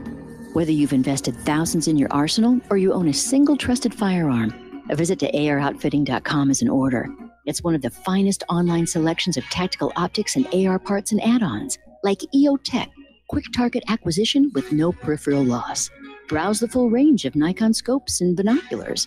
AROutfitting.com can illuminate your world with Streamlight gun-mounted lights from keychain to large handhelds up to 1,100 lumens. Find some stability with Battenfield Tactical Bipods. AROutfitting.com has CMMG gun parts, barrels, assemblies, handguards, part kits, and more. Plus mag-full clips and magazines. I know I've got you excited, so take a breath. Head to AROutfitting.com. The site's super easy to navigate and features a ton of technical info, including links to manuals. We also welcome vendor and manufacturer inquiries. Remember, if you don't see it, we can get it at AROutfitting.com. So, you love talk radio? Then you'll love TalkStreamLive.com. TalkStream Live is always on, 24/7, with the best streaming talk shows. Find your favorite talkers and discover some new ones. It's free, readily available online or on mobile with any smartphone or tablet. Finding your favorite talk shows all in one place has gotten a whole lot easier. Just go to TalkStreamLive.com. Be sure to download the free apps from Google Play or the iTunes App Store. Do you or a loved one suffer migraine headaches? Listen to what scientist Kurt Hendricks has to say. If you are one of the millions of people who get migraines, you need to know about MigRelief. Hi, I'm Kurt Hendricks, the scientist who created MigRelief, the patented dietary supplement that addresses nutritional deficiencies in adults and children with migraines. Thousands of physicians and pharmacists recommend MigRelief. Call 800-MIG-7354 or visit MIG911.com. We the people, in order to form a more perfect union, establish justice, ensure domestic tranquility, provide for the common defense, promote the general welfare, and secure the blessings of liberty. And aloha, America. Welcome back to our show. Last segment of our program on this Pauhana Friday. Apparently out in California, Ian Calderon, who's the Democratic Majority Leader in California's lower house, is introducing a bill to prevent sit-down restaurants from giving customers straws with their beverages unless they specifically request one. And under Calderon's proposed law, a waiter who serves a drink with an unrequested straw in it would face up to 6 months in jail and a fine of up to $1,000. Now, this is way over the top, and it's very intrusive. Now, Calderon's issue here is that plastic straws are one-time use, and it has detrimental effects on the landfills, waterways, and oceans. Well, there are two solutions. First of all, and if you go to a Starbucks, you've probably already seen this, they're now making reusable stainless steel straws, which means you got to carry it with you, and it's one more piece of thing to take around. The other solution is go back to using paper straws that biodegrade. But don't go on out there and just add one more thing for these service people in the restaurants to have to keep in mind. I mean, it strikes me as ridiculous. Doesn't the California legislature have anything more important to worry about, like all the illegal immigrants that are crashing the state's budget? That really is a little out there. Okay, now, Illinois is looking at a new law that will ban children under 12 years old from playing tackle football. And I think that actually would be a good idea because kids can get hurt in some of these sports. And football, tackle football, is very, very rough. I've seen reports of kids who've been killed just playing softball. That ball hits them at the right spot on the chest. So, yeah, we got to be very careful about youth sports. Of course, the way the NFL is going right now, I think American rules football may soon vanish and we'll become a soccer nation like the rest of the world. And in soccer, you don't tackle each other. It's a much safer sport here. apparently, over in Pittsburgh, they had another oil drilling rig explode. And apparently the company that was running it, Patterson-UTI Energy, has a long history of past OSHA violations in the state. Apparently, the reason the fire got out of control was they had a manual blowout preventer, and the remote control switch that was supposed to operate it failed to work. Shades of Gulf oil disaster. Finally, apparently OSHA has cited the Koch Foods in Gainesville alleging safety health violations. And apparently the Koch brothers own this food poultry processing operation in Gainesville. The machinery is not adequately shielded to guard against accidental amputation. All right, there's the music. Time for me to get on out of here and look after the lovely Lady Claire. Like I said, it looks like the problem with the website has been fixed, but it may take a few hours for the fix to get to you. So stay tuned for John Stedmiller. I'm sure he's got a lot of stuff to share with you. Please keep this issue of the FISA memo and the FBI text in front of everybody that you know. Share it with everyone. Have a really good weekend. Have a safe weekend. Aloha, America.